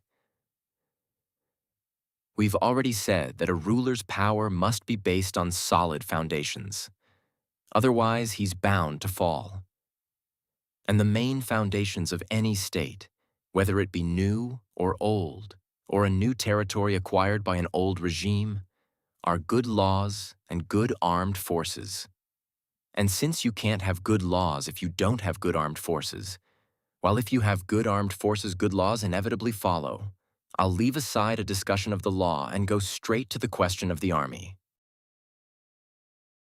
Now the armies a ruler is depending on to defend his state will either be his own, or mercenaries, or auxiliaries, or some combination of these. Mercenaries and auxiliaries are useless and dangerous. If you are counting on mercenaries to defend your state, you will never be stable or secure, because mercenaries are ambitious, undisciplined, disloyal, and they quarrel among themselves. Courageous with friends and cowardly with enemies, they have no fear of God and keep no promises. With mercenaries, the only way to delay disaster is to delay the battle. In peacetime, they plunder you, and in wartime, they let the enemy plunder you. Why? Because the only interest they have in you and their only reason for fighting is the meager salary you're paying them, and that's not reason enough to make them want to die for you. Sure, they're happy to be your soldiers while you're not at war, but when war comes, they run for it or just disappear. It shouldn't be hard to convince the reader of this, since Italy's present ruin has been caused precisely by a prolonged dependence on mercenaries. It's true that mercenary forces did win some battles and seemed courageous when fighting other mercenaries, but as soon as a foreign army turned up, we saw what they were made of. Charles, King of France, didn't even have to fight. His men just put chalk crosses on the buildings they planned to use as billets. When Savonarola said we brought this on ourselves with our own sins, he was right. Except the sins were not what he was thinking of, but the ones I've been talking about. And because they were our rulers' sins, it was our rulers who paid the price. I'd like to offer a better explanation of why mercenaries are not a good idea. A mercenary commander may or may not be an excellent military leader. If he is, you can't trust him because he will always aspire to power himself, either by attacking you, his paymaster, or by attacking others against your wishes. But if he isn't a capable leader, he'll ruin you anyway. And if someone objects that it hardly matters who commands the army since commanders always behave like this, whether mercenary or no, my response is as follows. Armed forces are always at the service of a hereditary ruler or a republic. A ruler must go in person and act as commander himself. A republic must send its citizens. If it sends a man who turns out to be no good, it must replace him. If he is good, it must keep him in line with laws that prevent him exceeding his brief. Experience shows that only rulers and republics with their own armies make serious progress, while mercenaries bring nothing but trouble. And a republic with a citizen army is less likely to fall victim to a coup than a republic paying for mercenary armies. Rome and Sparta stood for many centuries armed and free. The Swiss are extremely well armed and completely free. One example of the use of mercenaries in ancient times is Carthage. After the first war with Rome, the Carthaginians were almost overthrown by their mercenaries despite the fact that these men were commanded by Carthaginian citizens. After the death of Epaminondas, the Thebans made Philip of Macedonia commander of their army, and no sooner had he won the war than he stripped them of their freedom. On the death of Filippo Maria Visconti, the Milanese hired Francesco Sforza to fight against the Venetians. Having beaten the Venetians at Caravaggio, Sforza joined forces with them to overthrow his paymasters, the Milanese. When Francesco's father was mercenary commander for Queen Joanna of Naples, he suddenly made off and left her undefended, so that she had to put herself into the hands of the King of Aragon, or risk losing her kingdom. It's true that in the past, both Venice and Florence did increase their territories with the use of mercenaries whose commanders did not seize power but actually defended their employers. The fact is that the Florentines were lucky. Various powerful captains were indeed potential threats, but one didn't win his war, while others either found themselves facing strong opposition or turned their ambitions elsewhere. The one who didn't win was Giovanni Acuto John Hawkwood, and since he lost, we don't know whether he would have been loyal or not. But everyone must admit that had he won, the Florentines would have been at his mercy. Francesco Sforza had the forces of Braccio da Montone against him, and the two commanders kept each other in check. Sforza turned his ambitions to Lombardy, while Braccio went to fight Rome and Naples. But let's remember what happened just a short while ago. Florence took on Paolo Vitelli as military commander, an extremely serious man who had come from nothing to achieve enormous prestige. Had he taken Pisa for them, you could hardly deny that the Florentines would have been right to hang on to him, because if he had gone over to the enemy, they wouldn't have had a chance. But keeping him would have meant accepting him as their ruler. Turning to the Venetians, we find they fought confidently and successfully when they fought for themselves. At sea, that is, where both nobles and armed commoners showed great courage. But when they began to fight on land, they left these strengths behind and, like other Italian states, hired mercenaries. In the early stages of their expansion on the mainland, they had so little territory and so much prestige, they hardly needed to worry about their mercenary commanders. But when they pushed deeper into the peninsula, under the leadership of Carmagnola, they got a taste of the trouble mercenaries bring. They'd seen what a fine commander Carmagnola was, and under his leadership they had defeated the Duke of Milan, so they soon noticed when he lost his enthusiasm for the war. They realized they couldn't win anything else with him, because that wasn't what he wanted, but they couldn't fire him either for fear of losing what they had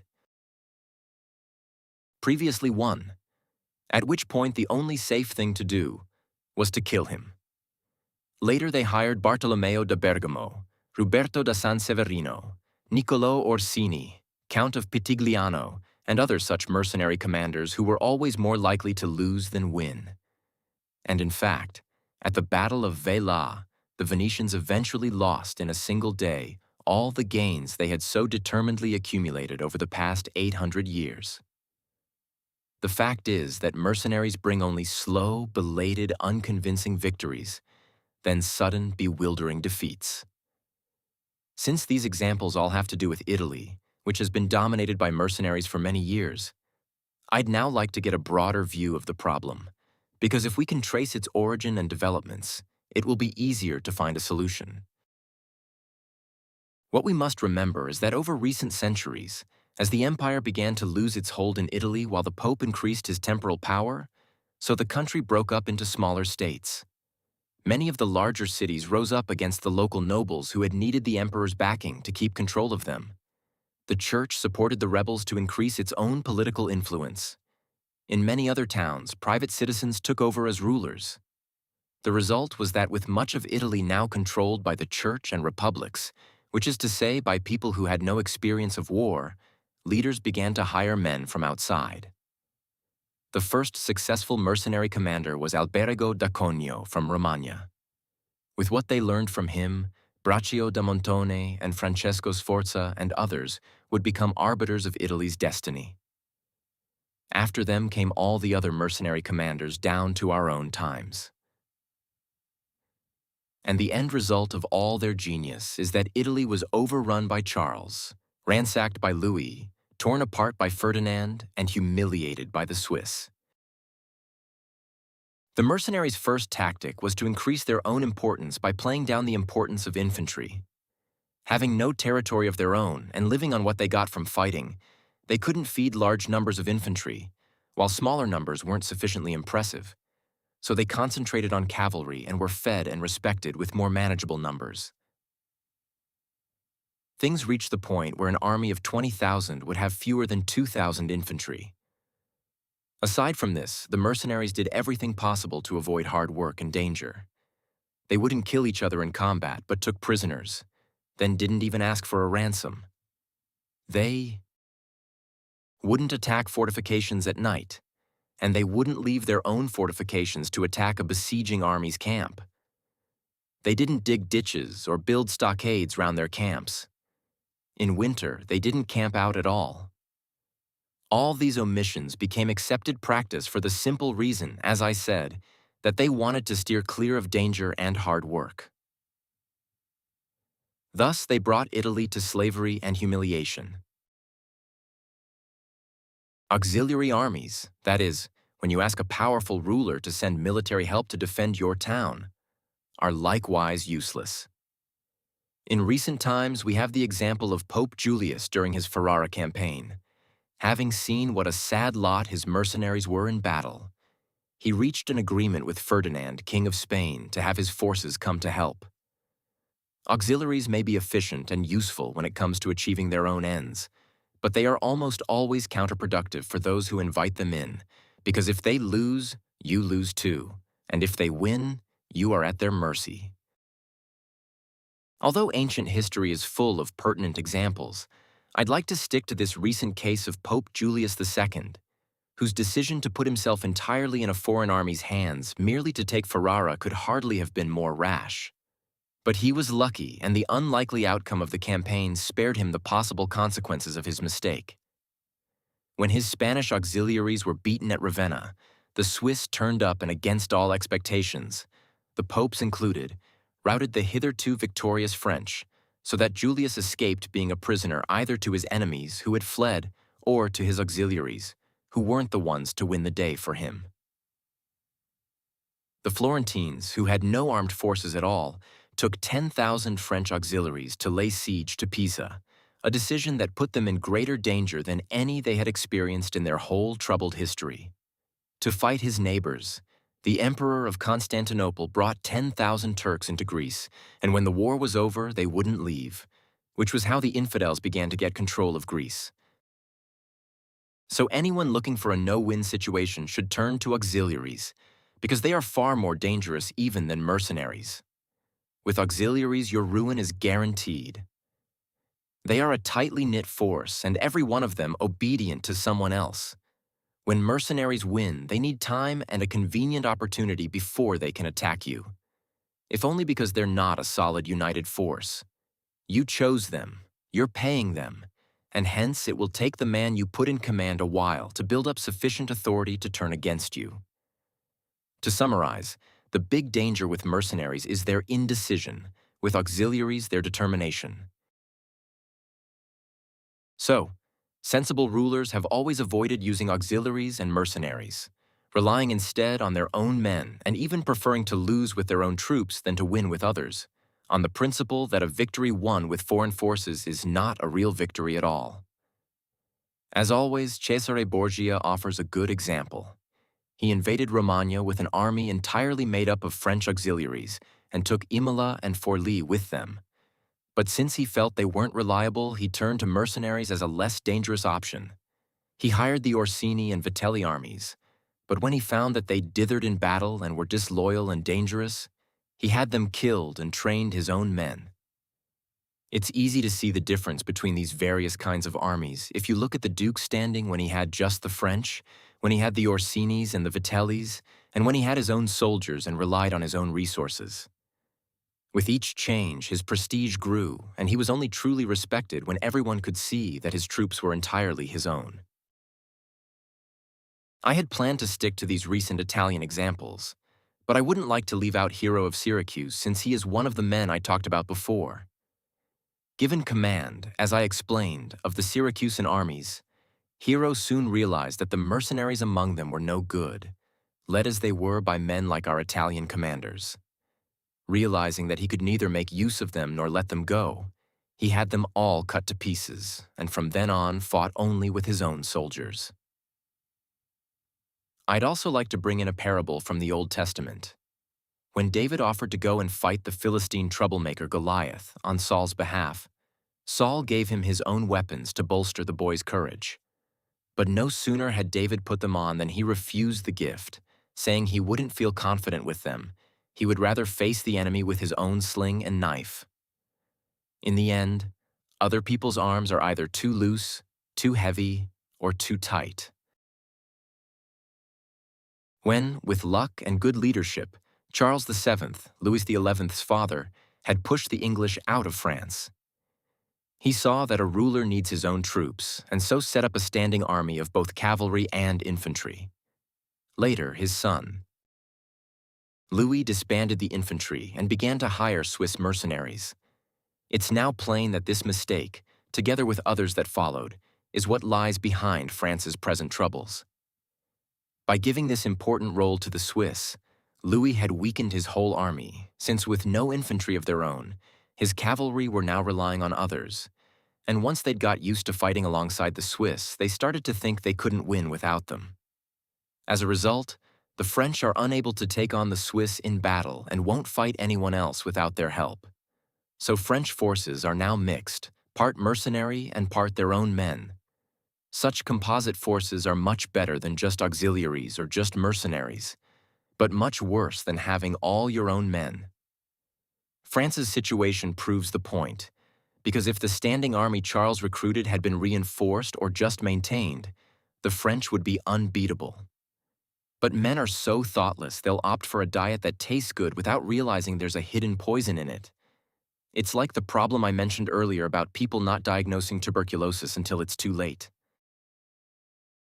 So, if a man can't spot a problem in the making, he can't really be a wise leader.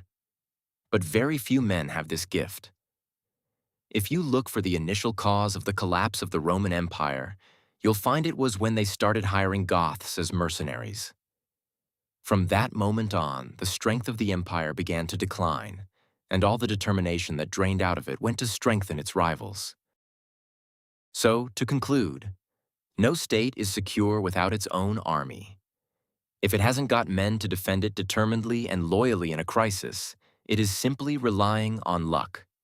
As those who understand these things have always thought and said, there is nothing so weak and unstable as a reputation for power that is not backed up by its own army. And having your own army means having a force made up of subjects or citizens or men dependent on you. All other forces are mercenaries or auxiliaries.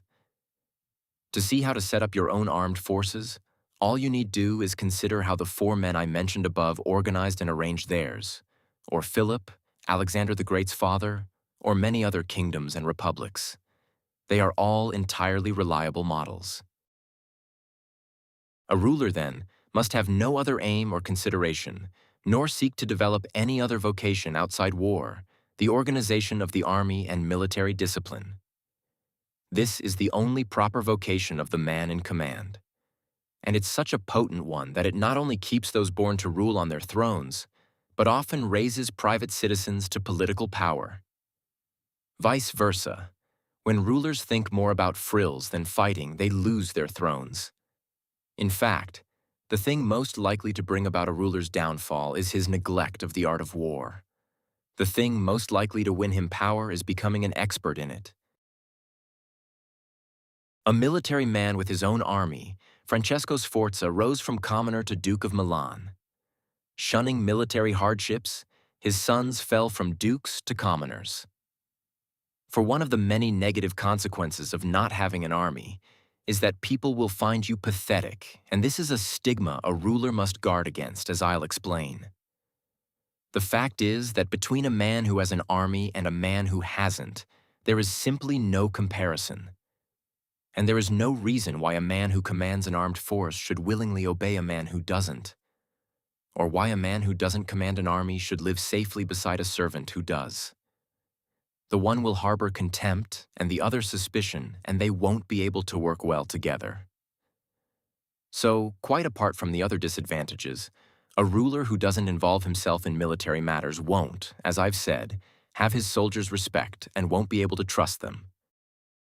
A ruler, then, must never stop thinking about war and preparing for war, and he must work at it even more in peacetime than in war itself.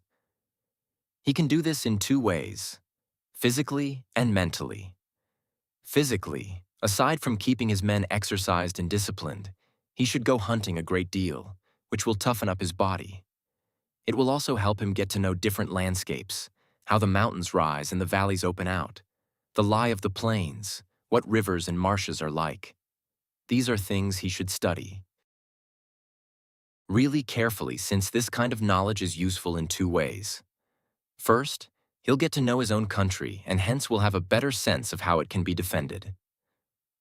Second, familiarity with these places will make it easier for him to grasp the topography of places he needs to understand but hasn't seen before. The hills, valleys, plains, rivers, and marshes of Tuscany, for example, have much in common with those of other areas, so that knowing the lie of the land in one region makes it easier to get to know it in another. The ruler who doesn't have this facility lacks the first thing a commander needs, because understanding the land helps you find the enemy, lead your army by the right route, choose a place to camp, plan out the battle and lay siege to a town, all in the best way possible. One of the things historians admired about the Achaean leader Philopoemen was that even in peacetime he thought of nothing but military strategy, and when he was in the country with his friends, he would often stop and ask them, "If the enemy were over there on that hill and we were down here with our army, who would be in the better position? How could we attack them without breaking ranks? If we decided to retreat, how would we do it? And if they retreated, how would we go after them?" And as he and his friends went along, he would list all the predicaments an army can find itself in. He listened to their ideas, expressed and explained his own, so much so that thanks to this constant work of mental preparation, when he was back leading his armies, there was simply nothing that could happen that he didn't know how to deal with. Another thing a ruler must do to exercise his mind is read history, in particular accounts of great leaders and their achievements. He should look at their wartime strategies and study the reasons for their victories and defeats, so as to avoid the failures and imitate the successes. Above all, he must do what some great men have done in the past: take as model a leader who's been much praised and admired, and keep his example and achievements in mind at all times. Alexander the Great, it seems, modeled himself on Achilles, Caesar on Alexander, and Scipio on Cyrus. Anyone who reads Xenophon's life of Cyrus will see how valuable his example was to Scipio, and how closely Scipio's decency, charm, humanity, and generosity conform to the description Xenophon gives of Cyrus. A sensible leader must follow this advice, and never relax in peacetime, but work hard to make the most of it, and turn it to his advantage in the tough times ahead. That way, when his luck does turn, he'll be ready. What men, and particularly rulers, are praised and blamed for. It's time to look at how a ruler should behave with his subjects and his friends. Given that a great deal has already been written about this, I fear people may find my contribution presumptuous, especially since, here more than elsewhere, the code of conduct I'm offering will be rather controversial. But since my aim was to write something useful for anyone interested, I felt it would be appropriate to go to the real truth of the matter, not to repeat other people's fantasies. Many writers have dreamed up republics and kingdoms that bear no resemblance to experience and never existed in reality. There is such a gap between how people actually live and how they ought to live, that anyone who declines to behave as people do in order to behave as they should is schooling himself for catastrophe and had better forget personal security. If you always want to play the good man in a world where most people are not good, you'll end up badly. Hence, if a ruler wants to survive, he'll have to learn to stop being good, at least when the occasion demands. So, leaving aside things people have dreamed up about rulers and concentrating instead on reality, let's say that when we talk about anyone, but especially about leaders, who are more exposed than others to the public eye, what we point are the qualities that prompt praise or blame. One man is thought generous and another miserly. One is seen as benevolent, another as grasping. One cruel, the other kind. One treacherous, another loyal.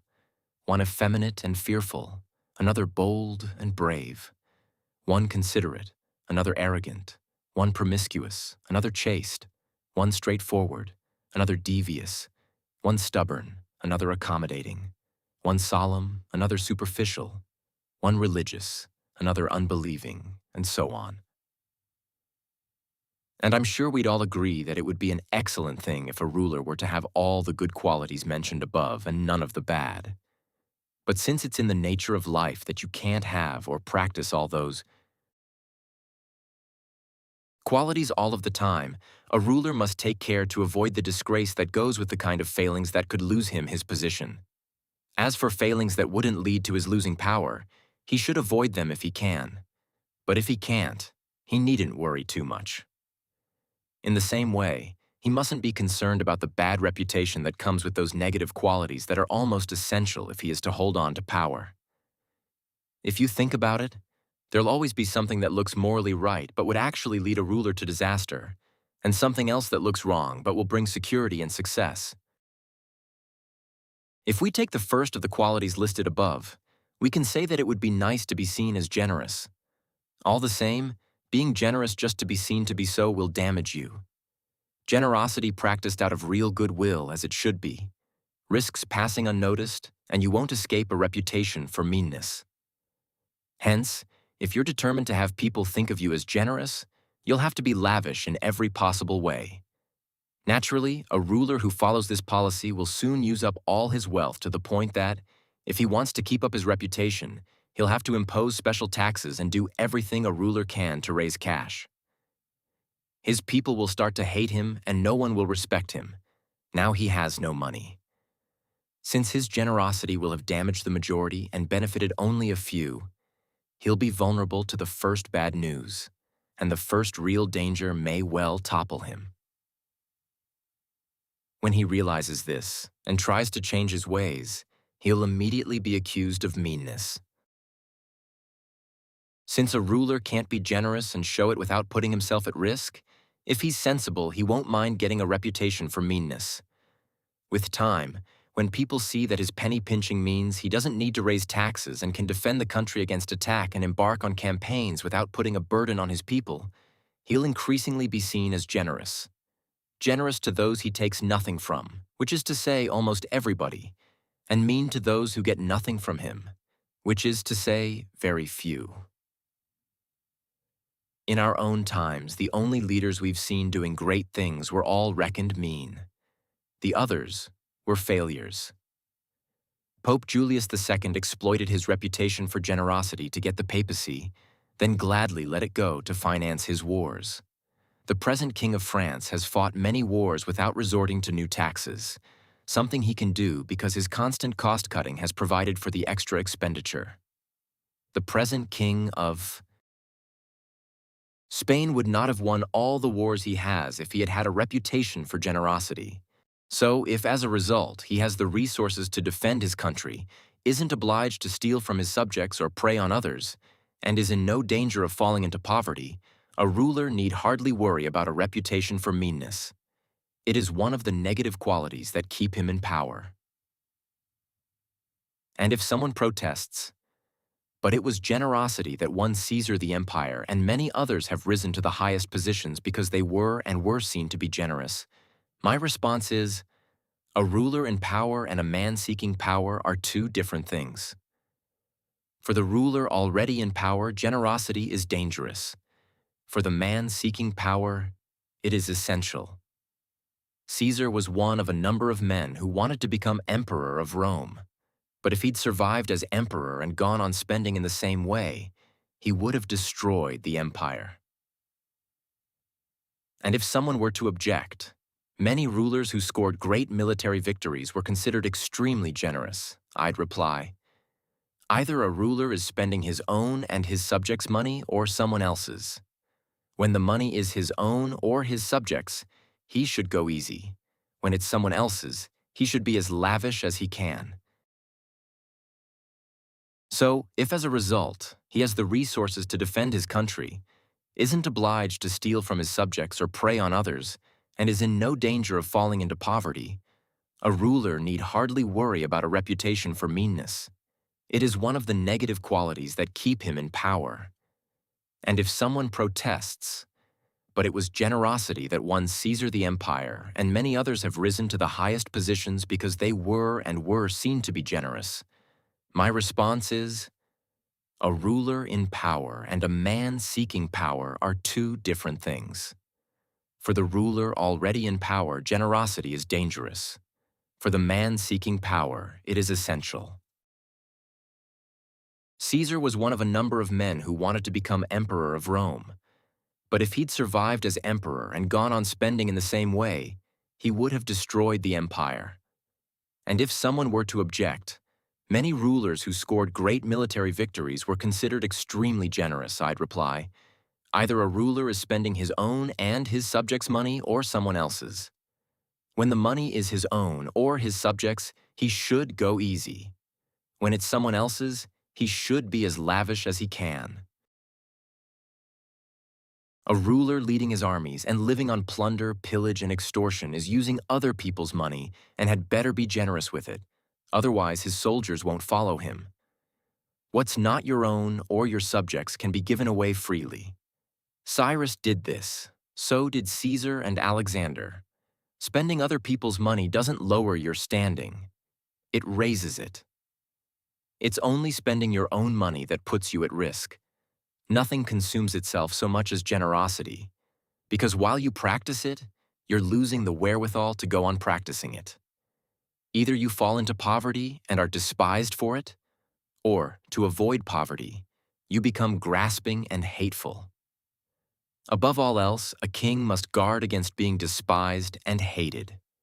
Generosity leads to both. It's far more sensible to keep a reputation for meanness, which carries a stigma but doesn't rouse people's hatred, than to strive to be seen as generous and find at the end of the day that you're thought of as grasping, something that carries a stigma and gets you hated too. Continuing with our list of qualities, I'm sure every leader would wish to be seen as compassionate rather than cruel. All the same, he must be careful not to use his compassion unwisely. Cesare Borgia was thought to be cruel, yet his cruelty restored order to Romagna and united it, making the region peaceful and loyal. When you think about it, he was much more compassionate than the Florentines, whose reluctance to be thought cruel led to disaster in Pistoia.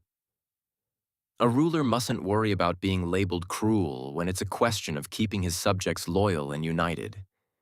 Using a little exemplary severity, he will prove more compassionate than the leader whose excessive compassion leads to public disorder, muggings, and murder. That kind of trouble tends to harm everyone, while the death sentences that a ruler hands out affect only the individuals involved. But of all rulers, a man new to power simply cannot avoid a reputation for cruelty, since a newly conquered state is a very dangerous place. Virgil puts these words in Queen Dido's mouth. The difficult situation and the newness of my kingdom force me to do these things and guard my borders everywhere. All the same, a leader must think carefully before believing and responding to certain allegations and not get frightened over nothing. He should go about things coolly, cautiously, and humanely. If he's too trusting, he'll get careless, and if he trusts no one, he'll make himself unbearable. These reflections prompt the question, is it better to be loved rather than feared, or vice versa? The answer is that one would prefer to be both, but, since they don't go together easily, if you have to choose, it's much safer to be feared than loved. We can say this of most people, that they are ungrateful and unreliable. They lie, they fake, they're greedy for cash, and they melt away in the face of danger. So long as you're generous and, as I said before, not in immediate danger, they're all on your side. They'd shed their blood for you. They'd give you their belongings, their lives, their children. But when you need them, they turn their backs on you. The ruler who has relied entirely on their promises and taken no other precautions is lost. Friendship that comes at a price, and not because people admire your spirit and achievements, may indeed have been paid for. But that doesn't mean you really possess it, and you certainly won't be able to count on it when you need it. Men are less worried about letting down someone who has made himself loved than someone who makes himself feared.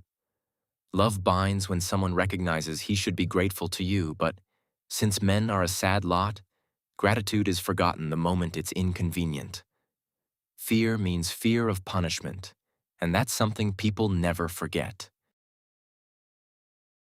All the same, while a ruler can't expect to inspire love when making himself feared, he must avoid arousing hatred.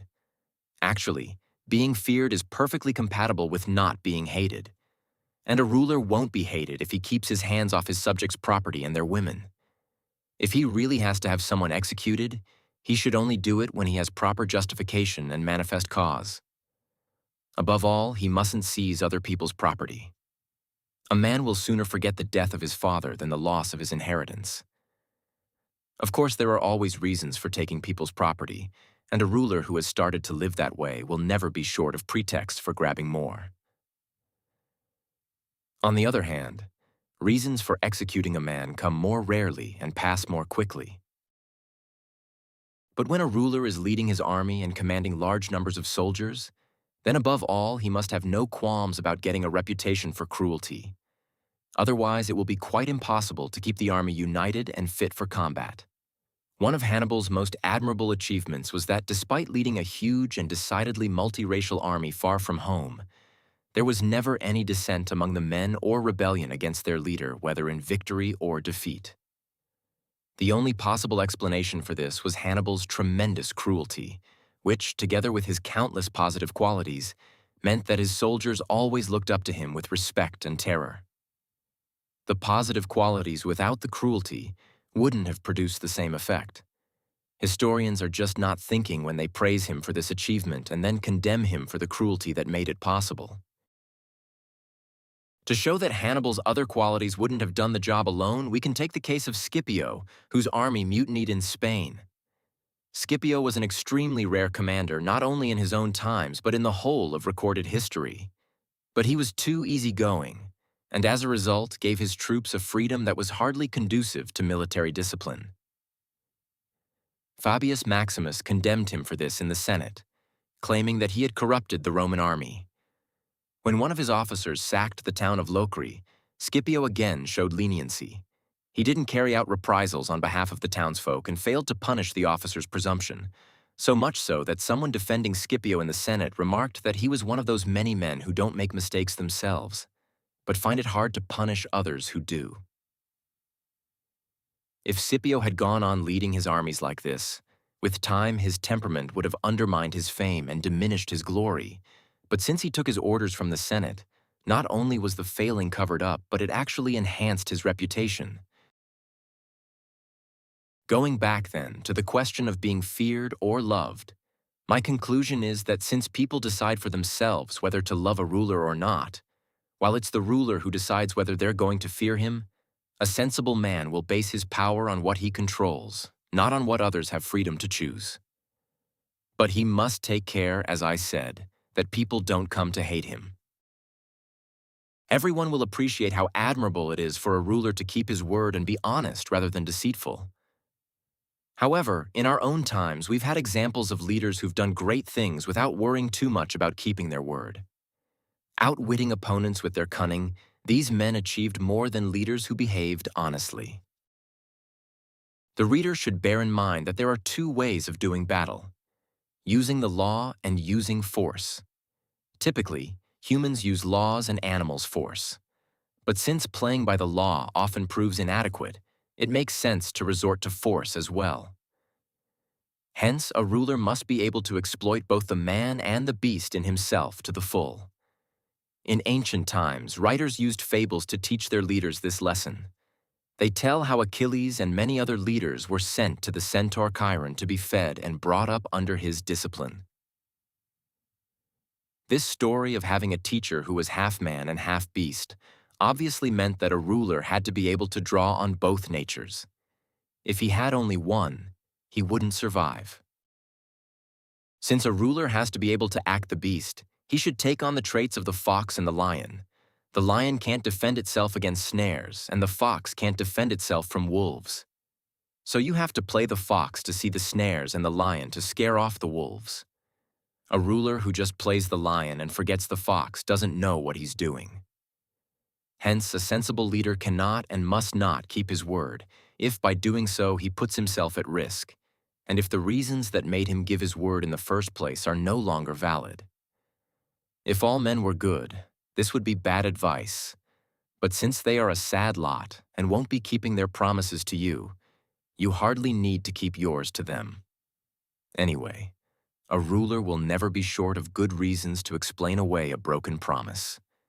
It would be easy to cite any number of examples from modern times to show just how many peace treaties and other commitments have been rendered null and void by rulers not keeping their word. Those best at playing the fox have done better than the others. But you have to know how to disguise your slyness, how to pretend one thing and cover up another. People are so gullible and so caught up with immediate concerns that a con man will always find someone ready to be conned. There's one recent example that really should be mentioned. Pope Alexander VI never did anything but con people. That was all he ever thought about. And he always found people he could con. No one ever gave more convincing promises than Alexander, or swore greater oaths to back them up, and no one ever kept his promises less. Yet his deceptions always worked, because he knew this side of human nature so well. So, a leader doesn't have to possess all the virtuous qualities I've mentioned, but it's absolutely imperative that he seem to possess them. I'll go so far as to say this: if he had those qualities and observed them all the time, he'd be putting himself at risk. It's seeming to be virtuous that helps, as, for example, seeming to be compassionate, loyal, humane, honest, and religious. And you can even be those things, so long as you're always mentally prepared to change as soon as your interests are threatened. What you have to understand is that a ruler, especially a ruler new to power, can't always behave in ways that would make people think a man good. Because to stay in power, he's frequently obliged to act against loyalty, against charity, against humanity, and against religion.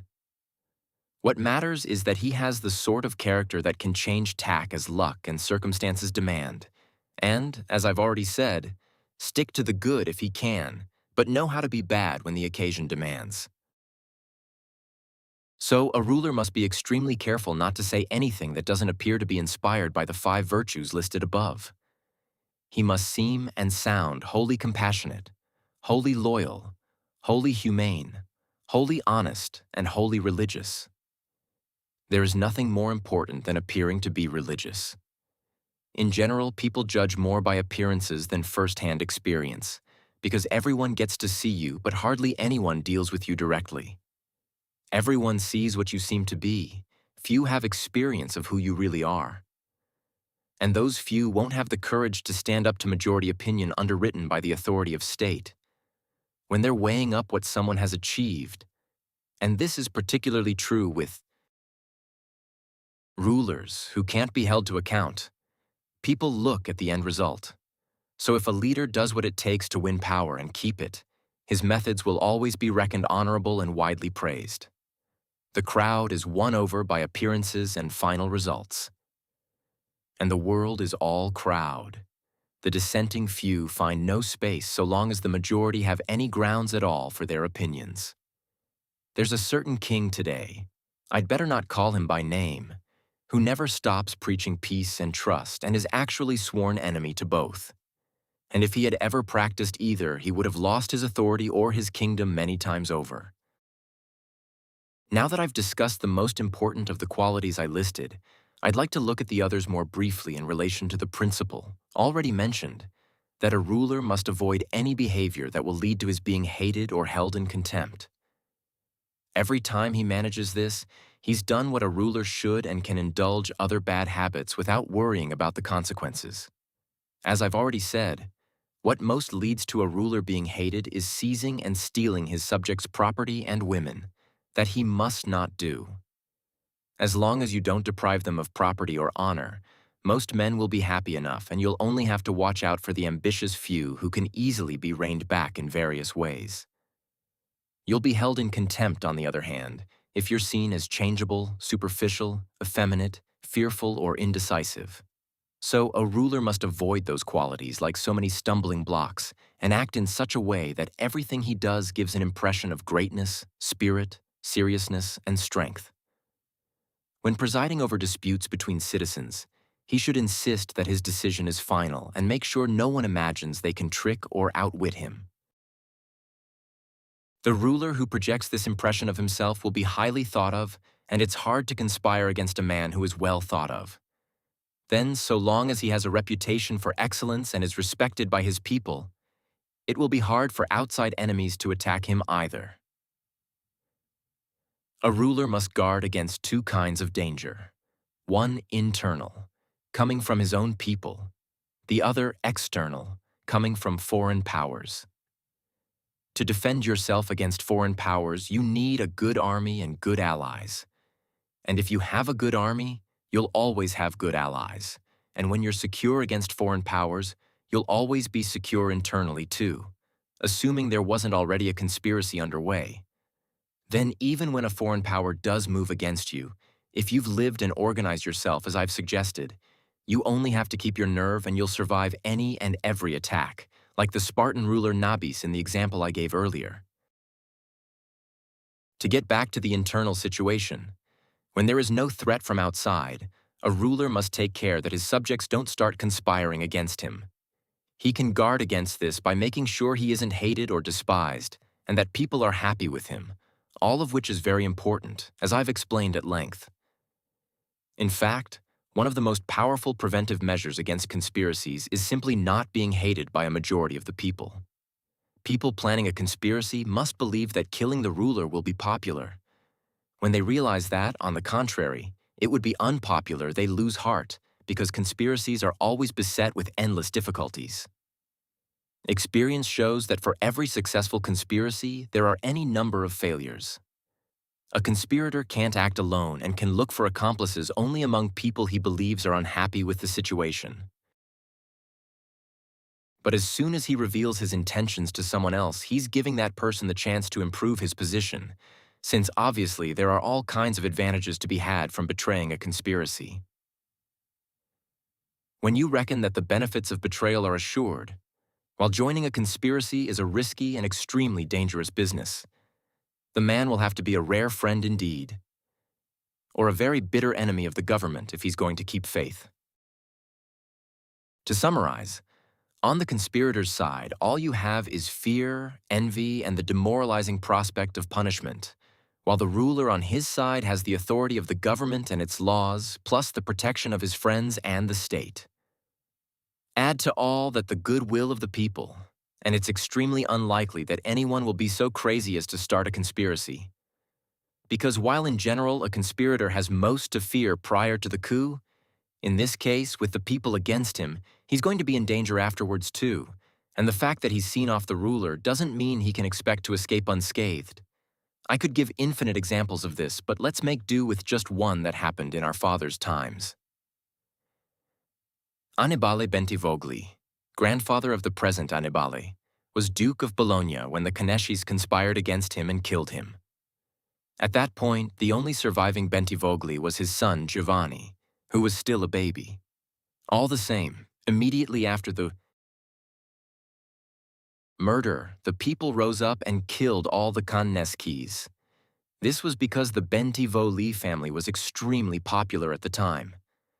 In fact, when the Bolognese realized that with Annibale dead there were no family members capable of ruling the town, they went to Florence to get a man who was supposedly a Bentivogli, though until shortly before that he had passed himself off as the son of a blacksmith. They asked him to govern Bologna, and he duly did so until Giovanni was old enough to take over. My conclusion, then, is that so long as he has the people on his side, a ruler needn't worry about conspiracies. But when they are against him and hate him, he'll have to watch everyone's every move. Sensible rulers and well-run states have always done all they can not to drive the nobles to despair and to keep the people happy and satisfied. Indeed, this is one of a ruler's most important tasks. One of the better organized and well-governed states in our own times is France. It is full of good institutions which guarantee the king's security and freedom of action. The most important of these is parliament and parliamentary authority. In fact, the king who set up the country's constitution was aware of the ambition and presumption of the nobles, and reckoned they needed a bit in their mouths to rein them back. He also knew how much the people hated and feared the nobles, and he wanted to protect them. But it was important that the king shouldn't be personally responsible for doing this, since then he might be blamed by the nobles for favoring the people, or by the people for favoring the nobles. So he introduced an independent body, Parliament, that could keep the nobles in their place and protect the people without the kings being responsible. There really couldn't be a better or more sensible institution, nor one more conducive to the security of the king and the realm. This prompts the following reflection: that a ruler must get others to carry out policies that will provoke protest, keeping those that inspire gratitude to himself. In conclusion, let me repeat that a ruler should respect the nobles but must make sure he is not hated by the people. Perhaps many readers familiar with the fate of certain Roman emperors will feel that their examples contradict these opinions of mine, in that they consistently behaved well and showed great character, but nevertheless lost their empire or even their lives at the hands of subjects who conspired against them. To meet these objections, I shall consider the qualities of some of these emperors, showing how the causes of their downfall are not at all out of line with my reasoning above, and bringing into the argument some of the context that historians of the period consider important. I hope it will be enough to take all the emperors who held power from the philosopher Marcus Aurelius down to Maximinus, which is to say, Marcus, his son Commodus, Pertinax, Julian, Severus, Antoninus Caracalla, his son, Macrinus, Heliogabalus, Alexander, and Maximinus.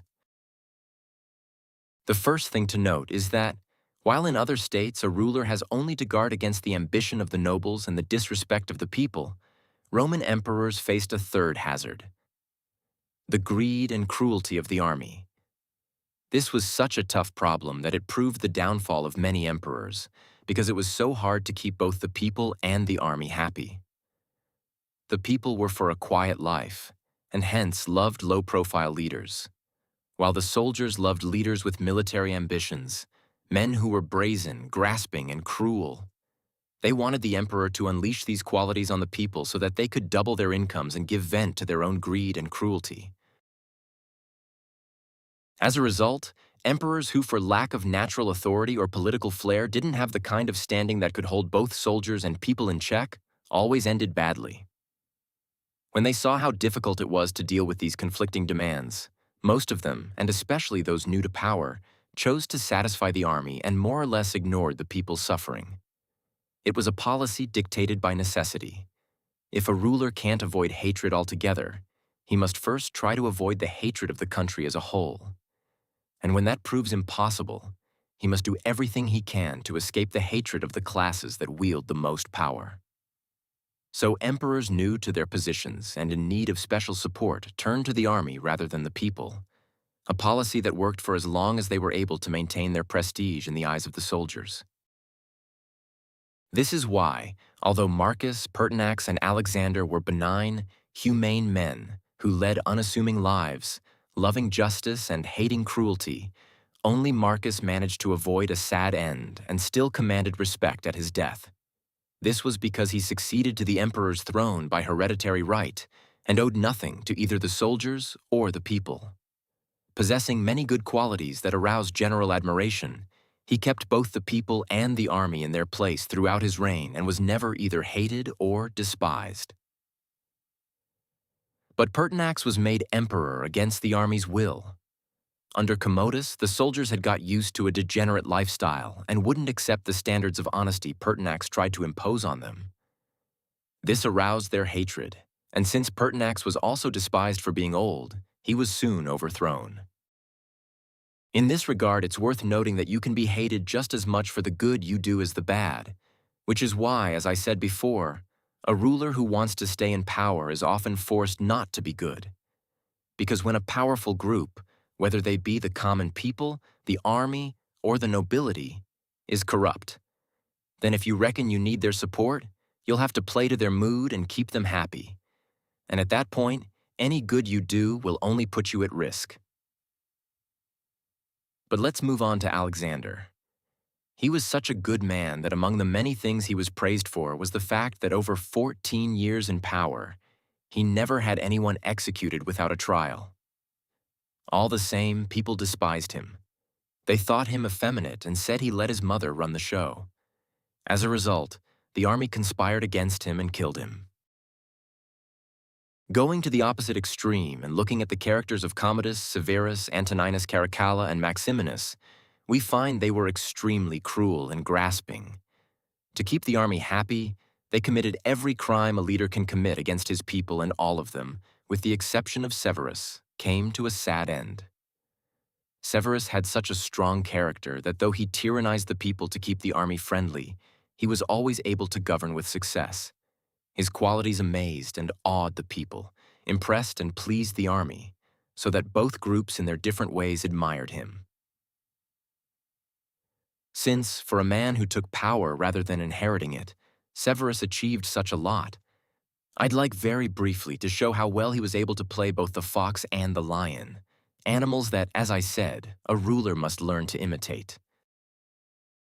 Aware that the Emperor Julian was weak and indecisive, Severus persuaded the army he commanded in Slavonia to march on Rome and avenge Pertinax, who had been murdered by the Praetorian Guard. With this pretext and betraying no sign of any ambition to become emperor, he led his army towards Rome and was already in Italy before people realized he'd set out. When he arrived in Rome, the Senate, out of fear, elected him emperor and had Julian killed. Having got thus far, Severus faced two obstacles if he was to take complete control of the empire.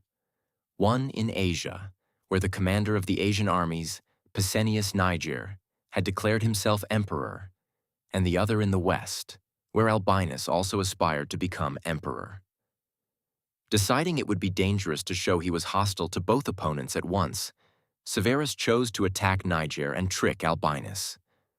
So he wrote to Albinus in France, saying that now that the Senate had elected him emperor, he wanted to share the honor with him, Albinus. He sent him the title of Caesar and had the Senate vote to make him co-emperor.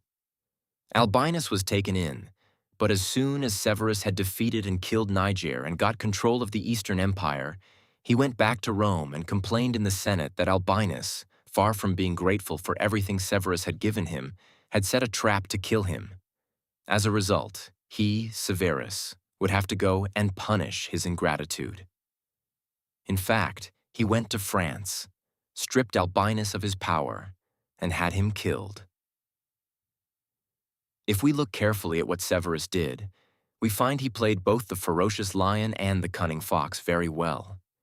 He was feared and respected by all parties, and he managed to avoid being hated by the army. It's hardly surprising, then, that despite being a new arrival, he was able to hold so much power. His enormous reputation always protected him from the hatred people might otherwise have felt as a result of his pillage and violence. Severus's son, Antoninus, was also a man with some excellent qualities. The people thought him remarkable, and the army welcomed him. He was a warlike leader, capable of handling every hardship and contemptuous of fine foods and easy living of any kind. So, the army loved him.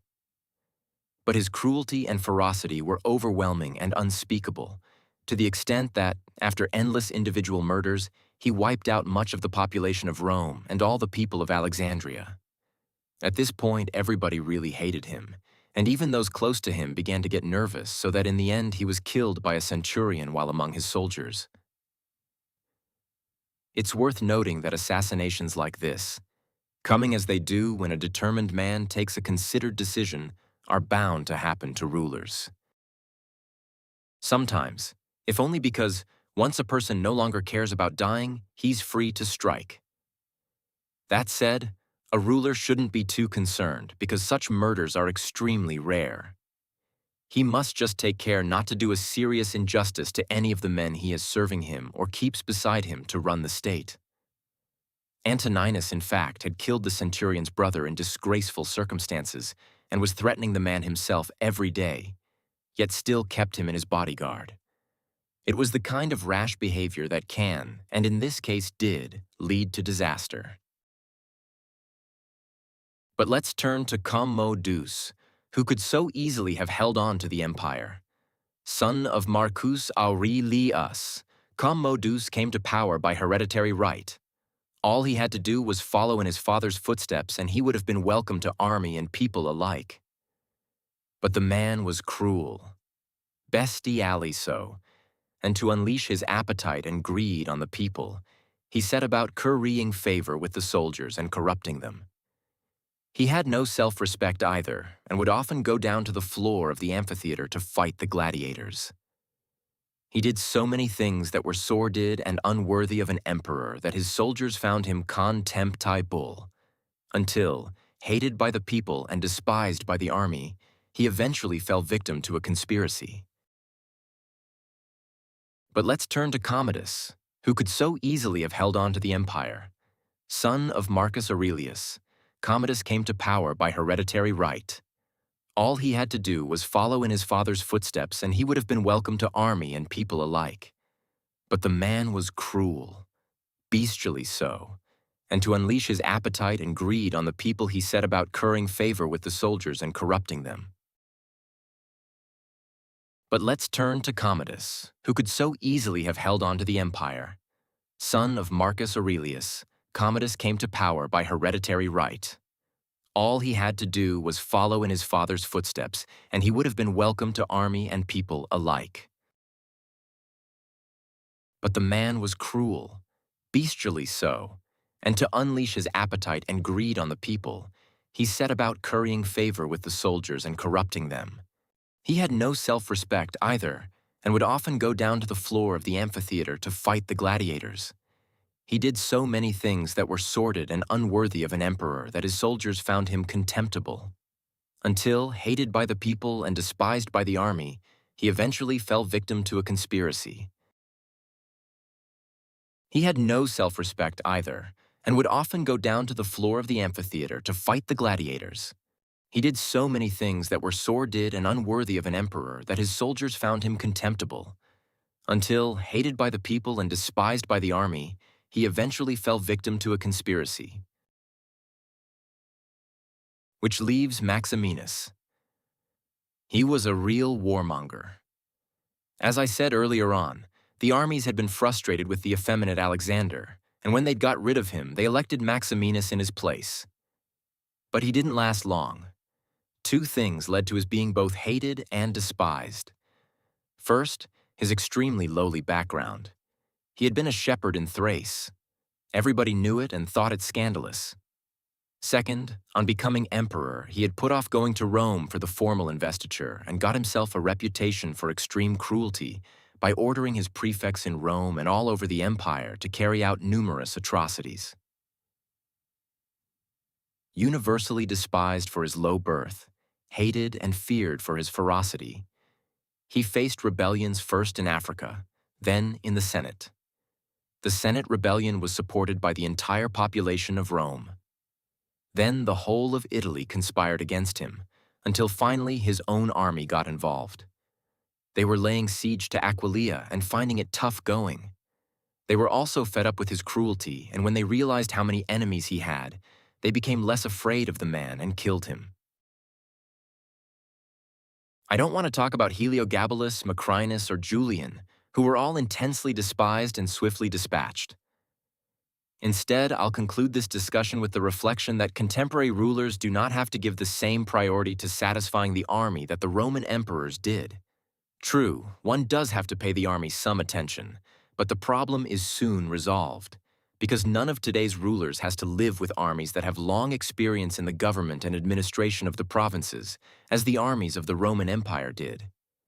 If the emperors had to put their armies before the people, it was because the armies were the more powerful. These days, it is more important for all rulers, with the exceptions of the Turkish and Egyptian sultans, to put the people before the army, because the people are more powerful. I've made an exception of the Turkish leader because he keeps an army of 12,000 infantry and 15,000 cavalry beside him. Depending on them as he does for the strength and security of his realm, He has to put their goodwill before any other consideration. In the same way, Egypt is entirely at the mercy of its army, and again, the Sultan has to satisfy the soldiers before worrying about the people. It's worth noting that Egypt is a unique case.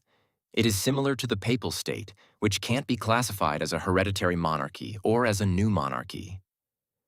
When the old ruler dies, he is not replaced by one of his children, but a new leader is elected by a body vested with this authority. Since the state's institutions are well established, this can hardly be compared with a situation where a new ruler seizes a state. And in fact, a pope or Egyptian sultan faces none of the difficulties that a new ruler usually faces. Because although he may be new to power, the institutions are old and set up to work on his behalf as if he were a hereditary king. I've made an exception of the Turkish leader because he keeps an army of 12,000 infantry and 15,000 cavalry beside him. Depending on them as he does for the strength and security of his realm, he has to put their goodwill before any other consideration. In the same way, Egypt is entirely at the mercy of its army, and again, the Sultan has to satisfy the soldiers before worrying about the people. It's worth noting that Egypt is a unique case. It is similar to the papal state, which can't be classified as a hereditary monarchy or as a new monarchy. When the old ruler dies, he is not replaced by one of his children, but a new leader is elected by a body vested with this authority. Since the state's institutions are well established, this can hardly be compared with a situation where a new ruler seizes a state, and in fact, a pope or Egyptian sultan faces none of the difficulties that a new ruler usually faces, because although he may be new to power, the institutions are old and set up to work on his behalf as if he were a hereditary king. But let's get back to our discussion. I'm sure that anyone reflecting on what I've said will see that it was hatred or contempt that led to the downfall of these Roman emperors. They will also understand how it was that, while some behaved one way and some another, there were nevertheless successes and failures in both groups.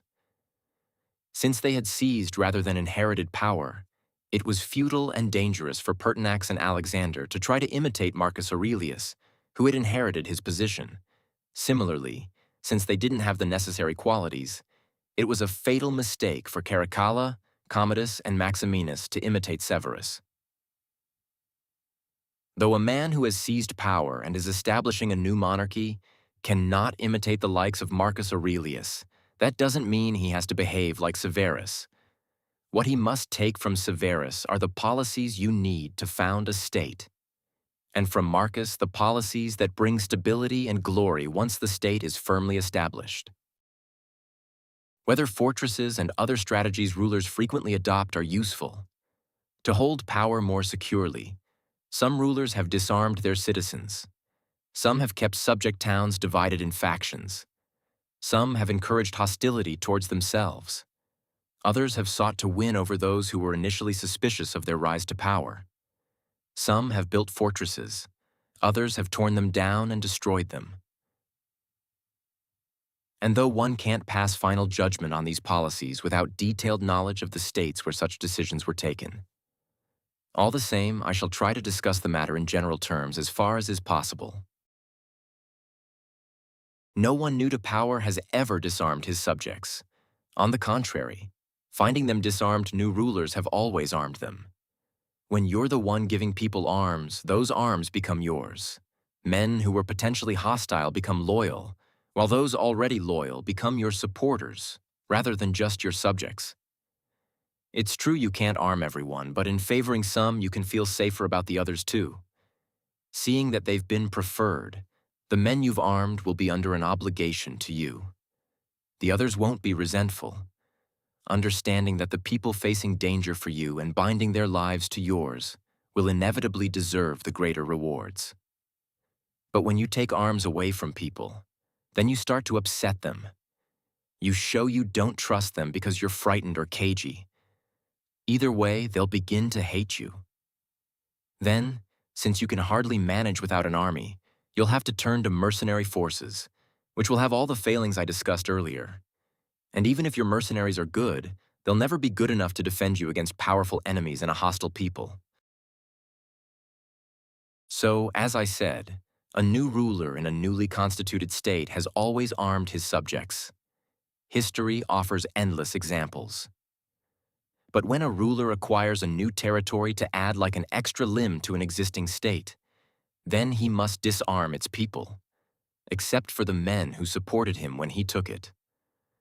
But with time and opportunity, even those men should be kept weak and emasculated, so that all the real armed force in the state as a whole resides with your own soldiers who live with you in your home base. Generations ago, the experts in Florence used to say that you had to hold Pistoia by playing on its factions and Pisa by holding its fortresses. So they encouraged factionalism in some of the towns they held, the better to control them. In times when there was a certain balance between opposing parties in Italy, this was probably an effective policy, but I don't think we should take it as a rule today. I don't think factional divisions ever really improve the situation. On the contrary, when an enemy approaches, a subject town that's divided in factions will fall at once. The weaker of the factions will always join forces with the attacker, and the other faction won't be strong enough to beat them both. The Venetians were reasoning along the same lines, I believe, when they fomented divisions between Guelphs and Ghibellines in the towns they held. They didn't let the factions get as far as bloodshed, but encouraged divergences, so that people would be too busy with their own disputes to unite against Venice. It wasn't, as things turned out, a successful policy. After the Venetians defeated Vaila, one or other of the factions immediately took courage and seized control of the various towns. This kind of policy actually indicates weakness on a ruler's part. In a healthy, confident state, such differences would never be allowed. They are only useful in peacetime when they make it easier to keep people under control. In times of war, everyone can see how flawed the policy is. There's no doubt that rulers achieve greatness by overcoming the obstacles and enemies they find in their path. So, when destiny wants to make a ruler great, particularly a new ruler who, unlike a hereditary king, really needs to build up his reputation, it sends him enemies and prompts them to attack him. That way, he has the chance to beat them and climb the ladder his enemies have put in front of him. Hence, many people reckon that when the opportunity presents itself, a smart ruler will shrewdly provoke hostility so that he can then increase his reputation by crushing it. Rulers, and especially those new to power, have found that men they initially doubted prove more loyal and useful than those they trusted. Pandolfo Petrucci ran Siena more with the men he had doubted than the others. But it's hard to lay down firm rules here because things vary from case to case. I'll just say this, that a ruler can very easily win over men who opposed him when he came to power if they are not in a position to support themselves with their own resources. They'll be forced to behave more loyally than others in that they know they have to work hard to offset the negative impression the ruler initially had of them. So a ruler can always get more out of such men than out of people who feel too safe in his service and don't really make an effort. Since the discussion demands it, I wouldn't like to leave out a reminder to any ruler who has taken a new state with inside help that he must think hard about why the local people who helped him did so. If they didn't act out of natural friendship for the new ruler, but only because the previous government wasn't giving them what they wanted, it will be extremely demanding and difficult to keep their support, because the new ruler won't be able to give them what they want either. Looking carefully at the reasons for this and drawing on the examples available from ancient and modern history, we find that it is much easier to win over those who were content with the previous government, and hence your enemies, than the men who were not content and so made an alliance with you and helped you take the country. One way rulers have tried to secure their power is by building fortresses to curb and discourage potential aggressors and to offer a safe refuge in case of sudden attack. I approve of this policy, if only because it has been used for centuries. All the same, there is the recent example of Niccolo Vitelli, who demolished 2 fortresses in Città di Castello in order to hold the town. When Guidobaldo retook possession of his lands after Cesare Borgia's occupation, he razed every fortress in the state to the ground, convinced that he'd be less likely to lose it again without them. And when the Bentivoglio family returned to power in Bologna, it did the same thing. So, whether fortresses are useful or not will depend on the circumstances. In one situation, they'll be a help, and in another, they'll be dangerous. We can sum up the reasons for this as follows. The ruler who is more afraid of his people than of foreign enemies must build fortresses. But the ruler who is more afraid of foreign enemies should do without them. The castle Francesco Sforza built in Milan has provoked, and will go on provoking more rebellions against the Sforza family than any other cause of unrest in the whole state.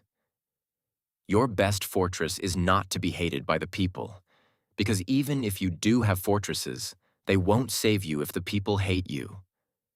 Once the people have decided to take up arms against you, they'll never be short of foreign support. In recent times, there are no examples of fortresses having proved useful to any ruler at all, with the exception of the Countess of Forlì, Caterina Sforza, when her husband, Count Girolamo Riario, was murdered. Taking refuge in the fortress, she was able to survive the rebels' assault, wait till help came from Milan, then take control again. Circumstances were such at the time that no foreign enemies were in a position to help the people. Later, however, her fortresses were not much use when Cesare Borgia attacked the town, and the people who were hostile to her fought on his side. Both then and earlier, she would have been safer had she avoided making an enemy of the people rather than counting on fortresses. All things considered, I'll give my approval both to rulers who build fortresses and to those who don't, but I'll always criticize any ruler who imagines it doesn't matter whether the people hate him or not and trusts in fortresses for his security. What a ruler should do to win respect. Nothing wins a ruler respect like great military victories and a display of remarkable personal qualities. One example in our own times is Ferdinand of Aragon, the present King of Spain. One might almost describe him as a ruler new to power because from being a weak king, he has become the most famous and honored of Christendom. And when you look at his achievements, you find they are all remarkable and some of them extraordinary. At the beginning of his reign, he launched an invasion of Granada, a campaign that laid the foundation of his power. It was important that he did it at a moment of domestic quiet, when he didn't have to worry about possible interruptions. The war then kept the Castilian barons busy so that they didn't start plotting changes inside Spain. Meanwhile, and without their even noticing, Ferdinand's power and reputation were increasing at their expense. Supplying his armies with money from the church and the people, he was able to sustain a long war that allowed him to establish, then consolidate, a military force that would do him proud in the future. After that was done, to ensure the church's support for even larger campaigns, he perpetrated an act of cruelty dressed up as piety, stripping the Marrano Jews of their wealth and expelling them from his kingdom, a move that could hardly have been more distressing or striking. Once again, under cover of religion, he attacked Africa, then moved into Italy, and finally attacked France. So he was always planning and doing great things, keeping his people in a state of suspense and admiration, concentrated as they were on the outcome of his various campaigns. Since each of these came as a consequence of the one before, he never gave the more powerful men in the country any slack time between wars when they could plot against him. A leader can also win acclaim by giving impressive demonstrations of character in his handling of domestic affairs, as Bernabo Visconti did in Milan. Whenever anyone does anything remarkable, whether for good or ill, in civil life, you think up some reward or punishment that will cause a stir. But above all, a ruler must make sure that everything he does gives people the impression that he is a great man of remarkable abilities. A ruler will also be respected when he is a genuine friend and a genuine enemy. That is, when he declares himself unambiguously for one side and against the other. This policy will always bring better results than neutrality. For example, if you have two powerful neighbors who go to war, you may or may not have reason to fear the winner afterwards. Either way, it will always be better to take sides and fight hard. If you do have cause to fear but stay neutral, you'll still be gobbled up by the winner to the amusement and satisfaction of the loser. You'll have no excuses, no defense, and nowhere to hide. Because a winner doesn't want half-hearted friends who don't help him in a crisis. And the loser will have nothing to do with you since you didn't choose to fight alongside him and share his fate. When Antiochus was sent to Greece by the Aetolians to push back the Romans, he sent ambassadors to the Achaeans, who were allied to the Romans, asking them to remain neutral, while for their part, the Romans encouraged them to join the war on their side. The Achaean council debated the matter, and after Antiochus's ambassador had spoken, asking them to remain neutral, the Roman ambassador replied, "With regard to this invitation to remain neutral, nothing could be more damaging to your interests. You'll get no thanks, no consideration, and will be taken as a reward by whoever wins. The contender who is not your ally will always try to get you to stay neutral, and your ally will always try to get you to fight." Indecisive rulers who want to avoid immediate danger usually decide to stay neutral, and usually things end badly for them. But if you declare yourself courageously for one side or the other and your ally wins, he'll be indebted to you and there'll be a bond of friendship between you, so that even if he is more powerful now and has you at his mercy, he's not going to be so shameless as to take advantage of the circumstances and become an example of ingratitude. Victories are never so decisive that the winner can override every principle, justice in particular. But if your ally loses, you're still his friend, and he'll offer what help he can. You become companions in misfortune, and your luck could always turn. In the event that the two neighbors going to war are not so powerful that you need fear the winner, it is even more sensible to take sides and get involved. You'll be destroying one with the help of another who, if he had any sense, would be protecting the loser. And when your ally wins, which with your help is inevitable, he'll be at your mercy. Here it's worth noting that a ruler must never ally himself with someone more powerful in order to attack his enemies, unless, as I said above, it is absolutely necessary. Because when you win, you'll be at your ally's mercy, and whenever possible, rulers must avoid placing themselves in another's power. The Venetians allied themselves with France to attack the Duke of Milan. It was an alliance they could have avoided, and it led to disaster. But when such an alliance can't be avoided, as was the case with Florence when the Pope and Spain took their armies to attack Lombardy, then a ruler must take sides for the reasons set out above. In general, a ruler must never imagine that any decision he takes is safe. On the contrary, he should reckon that any decision is potentially dangerous. It is in the nature of things that every time you try to avoid one danger, you run into another. Good sense consists in being able to assess the dangers and choose the lesser of various evils. A ruler must also show that he admires achievement in others, giving work to men of ability and rewarding people who excel in this or that craft. What's more, he should reassure his subjects that they can go calmly about their business as merchants or farmers, or whatever other trade they practice, without worrying that if they increase their wealth, they'll be in danger of having it taken away from them, or that if they start up a business, they'll be punitively taxed. On the contrary, a ruler should offer incentives to people who want to do this kind of thing, and to whoever plans to bring prosperity to his city or state. Then at the right times of the year, he should entertain people with shows and festivals. And since every city is divided into guilds and districts, he should respect these groups and go to their meetings from time to time, showing what a humane and generous person he is. Though without ever forgetting the authority of his position, something he must always keep to the fore. A ruler's choice of ministers is an important matter. The quality of the ministers will reflect his good sense or lack of it, and give people their first impression of the way the ruler's mind is working. If his ministers are capable and loyal, people will always reckon a ruler astute, because he was able to recognize their ability and command their loyalty.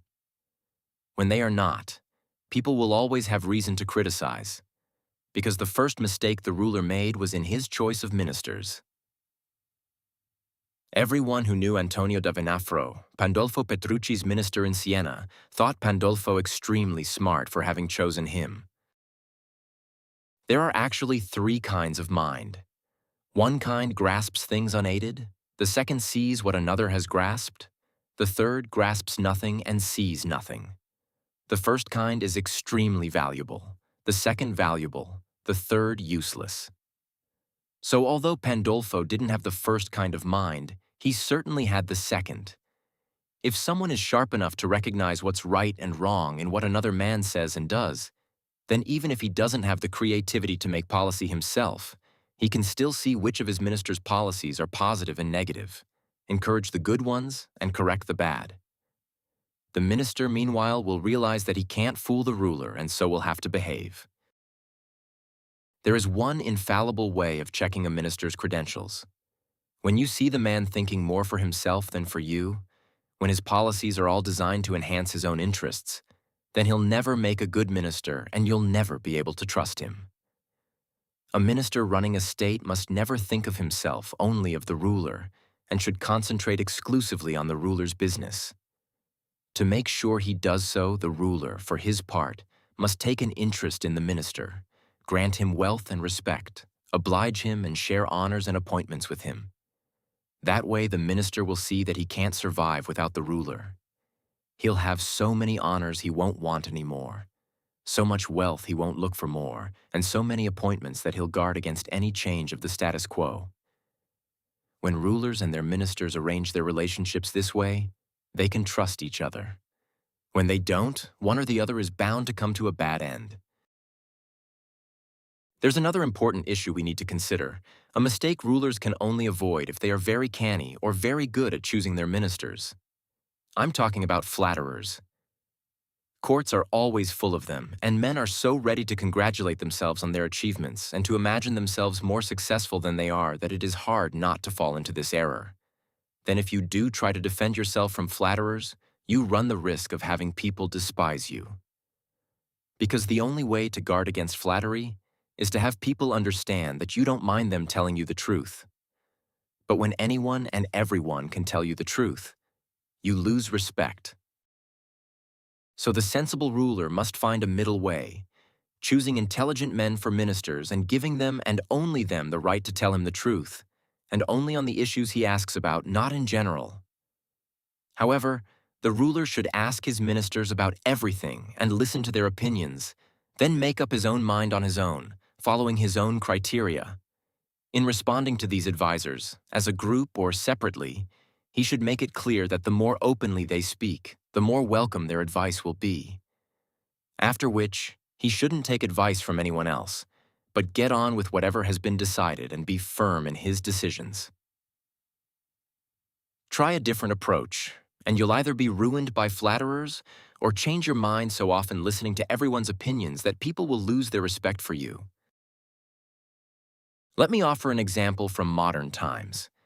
Bishop Luca Rinaldi, a man close to the present Emperor Maximilian, said that the emperor never took advice from anyone and never got his own policies enacted. This is because he did the opposite of what I proposed above. Being secretive, the emperor tends not to explain his plans to anyone and doesn't seek advice. But when he starts putting his policies into action and people see what he's up to, his ministers tell him he's got it wrong, and all too readily he changes his mind. As a result, whatever he does one day, he undoes the next, and nobody understands what he wants or means to do, and no one can make plans in response to his policies. So a ruler must always take advice, but only when he wants it, not when others want to give it to him. In fact, he should discourage people from giving him advice unasked. On the other hand, he should ask a great deal and listen patiently when an advisor responds truthfully. And if he realizes someone is keeping quiet out of fear, he should show his irritation. Many people think that when a ruler has a reputation for being sensible, it's thanks to the good advice he's getting from his ministers and not because he's shrewd himself. But they're wrong. There's a general and infallible rule here, that a leader who isn't sensible himself can never get good advice, unless he just happens to have put the government entirely in the hands of a single minister who turns out to be extremely shrewd. In this case, he may well get good advice, but the situation won't last long because the minister will soon grab the state for himself. If, on the other hand, he's taking advice from more than one person, an ingenuous ruler will find himself listening to very different opinions and won't know how to make sense of them. Each of his advisors will be thinking of his own interests, and the ruler won't be able to control them or even sense what's going on. It's not a case of finding better ministers. Men will always be out to trick you unless you force them to be honest. In conclusion, a ruler isn't smart because he's getting proper advice. On the contrary, it's his good sense that makes the right advice possible. Followed carefully, the guidelines I've laid down will allow a ruler who's just taken over a state to assume the aura of a hereditary king and give him even greater security and staying power than if his government was well established. People watch what a new ruler does far more attentively than they do a hereditary one, and if his achievements are impressive, they'll have a greater hold on people and command greater loyalty than an old royal bloodline. Men are more interested in the present than the past, and when things are going well, they'll be happy and won't look elsewhere. On the contrary, they'll do everything they can to defend a ruler so long as he doesn't let himself down in other ways. So he'll enjoy the double glory of having both founded a new kingdom and graced and consolidated it with good laws, a good army, good allies, and good policies.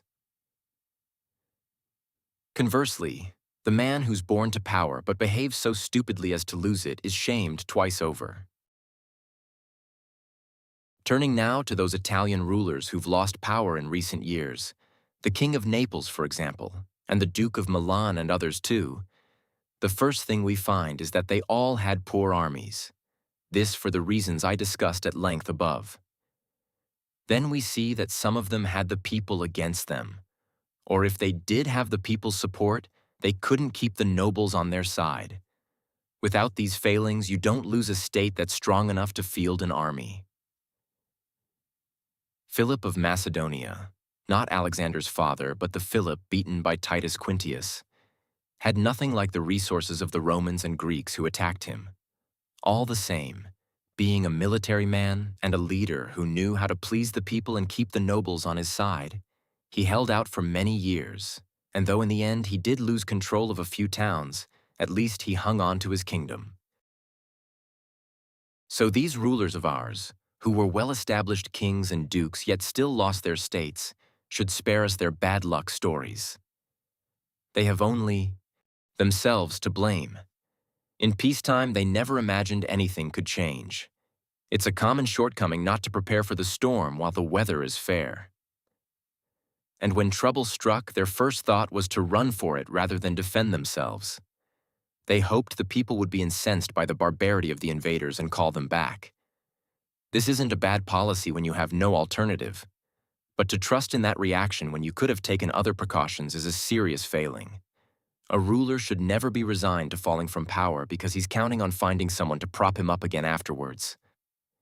Maybe people won't oblige, and even if they do, you won't be safe, because your strategy was spineless and involved relying on others. The only good, sure, lasting forms of defense are those based on yourself and your own strength. The role of luck in human affairs, and how to defend against it. I realize that many people have believed and still do believe that the world is run by God and by fortune, and that however shrewd men may be, they can't do anything about it and have no way of protecting themselves. As a result, they may decide that it's hardly worth making an effort and just leave events to chance. This attitude is more prevalent these days as a result of the huge changes we've witnessed and are still witnessing every day, things that no one could have predicted. Sometimes, thinking it over, I have leaned a bit that way myself. All the same, and so as not to give up on our free will, I reckon it may be true that luck decides the half of what we do, but it leaves the other half, more or less, to us. It's like one of those raging rivers that sometimes rise and flood the plain, tearing down trees and buildings, dragging soil from one place and dumping it down in another. Everybody runs for safety. No one can resist the rush. There's no way you can stop it. Still, the fact that a river is like this doesn't prevent us from preparing for trouble when levels are low, building banks and dikes, so that when the water rises the next time it can be contained in a single channel, and the rush of the river in flood is not so uncontrolled and destructive. Fortune's the same. It shows its power where no one has taken steps to contain it, flooding into places where it finds neither banks nor dikes that can hold it back. And if you look at Italy, which has been both the scene of revolutionary changes and the agent that set them in motion, you'll see it's a land that has neither banks nor dikes to protect it. Had the country been properly protected, like Germany, Spain, and France, either the flood wouldn't have had such drastic effects, or it wouldn't have happened at all. I think that is all that need be said in general terms about how to deal with the problem of luck. Going into detail, though, we've all seen how a ruler may be doing well one day and then lose power the next without any apparent change in his character or qualities. I believe this is mostly due to the attitude I mentioned above. That is, the ruler trusts entirely to luck and collapses when it changes. I'm also convinced that the successful ruler is the one who adapts to changing times, while the leader who fails does so because his approach is out of step with circumstances. All men want glory and wealth, but they set out to achieve those goals in different ways. Some are cautious, others impulsive. Some use violence, others finesse. Some are patient, others quite the opposite. And all these different approaches can be successful. It's also true that two men can both be cautious but with different results. One is successful and the other fails. Or again, you see two men being equally successful but with different approaches. One cautious, the other impulsive. This depends entirely on whether their approach suits the circumstances, which in turn is why, as I said, two men with different approaches may both succeed while, of two with the same approach, one may succeed and the other not. This explains why people's fortunes go up and down. If someone is behaving cautiously and patiently and the times and circumstances are such that the approach works, he'll be successful. But if times and circumstances change, everything goes wrong for him because he hasn't changed his approach to match. You won't find anyone shrewd enough to adapt his character like this, in part because you can't alter your natural bias, and in part because if a person has always been successful with a particular approach, he won't easily be persuaded to drop it. So when the time comes for the cautious man to act impulsively, he can't, and he comes unstuck. If he did change personality in line with times and circumstances, his luck would hold steady. Pope Julius II always acted impulsively and lived in times and circumstances so well suited to this approach that things always went well for him. Think of his first achievement, taking Bologna while Giovanni Bentivoglio was still alive. The Venetians were against the idea, the King of Spain likewise, and Julius was still negotiating the matter with the French. All the same, and with his usual ferocity and impetuousness, the Pope set out and led the expedition himself. This put the Venetians and Spanish in a quandary, and they were unable to react. The Venetians out of fear, and the Spanish because they hoped to recover the whole of the Kingdom of Naples. Meanwhile, the King of France was brought on board. He needed Rome as an ally to check the Venetians and decided that once Julius had made his move, he couldn't deny him armed support without too obviously slighting him. With this impulsive decision, then, Julius achieved more than any other pope with all the good sense in the world would ever have achieved. Had he waited to have everything arranged and negotiated before leaving Rome, as any other pope would have done, the plan would never have worked. The King of France would have come up with endless excuses, and the Venetians and Spanish with endless warnings. I don't want to go into Julius's other campaigns, which were all of a kind and all successful. His early death spared him the experience of failure, because if times had changed and circumstances demanded caution, he would have been finished. The man would never have changed his ways because they were natural to him. To conclude then, fortune varies, but men go on regardless. When their approach suits the times, they're successful, and when it doesn't, they're not. My opinion on the matter is this: it's better to be impulsive than cautious. Fortune is female, and if you want to stay on top of her, you have to slap and thrust. You'll see she's more likely to yield that way than to men who go about her coldly. And being a woman, she likes her men young because they're not so cagey. They're wilder and more daring when they master her. Going back over everything I've said, I've been asking myself whether the time is right, in Italy now, for a new ruler. Whether there's the sort of material available here that would give a shrewd man with the right qualities the chance to impose some form, winning honor for himself and doing good to the people as a whole. And my impression is that a lot of things are running the way of a new man. So many, in fact, that I don't know what time was ever more right than the present. If, as I said earlier, Moses could only emerge after the people of Israel had been enslaved in Egypt, Cyrus show his great spirit after the Persians were crushed by the Medes, Theseus prove his excellence after the Athenians were defeated and dispersed. So today, for us to witness the qualities of a great Italian, the country had to be reduced to its present state. More slave than the Jews, more crushed than the Persians, more divided than the Athenians, leaderless, lawless, beaten, plundered, broken, and overrun, ruined in every way. There was one man who showed glimpses of greatness, the kind of thing that made you think he was sent by God for the country's redemption. But then, at the height of his achievements, his luck turned.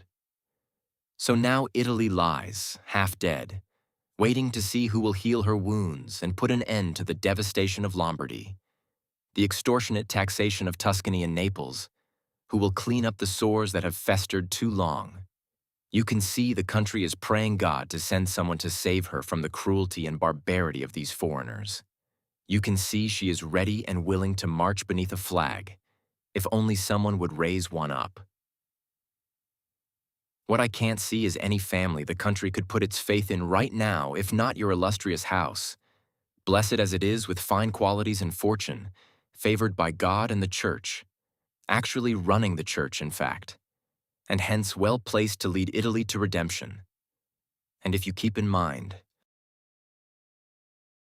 the lives and achievements of the men I've written about, then the project won't be too difficult. It's true they were rare men, remarkable men, but nevertheless, they were still men, and none of them had a better opportunity than you have now.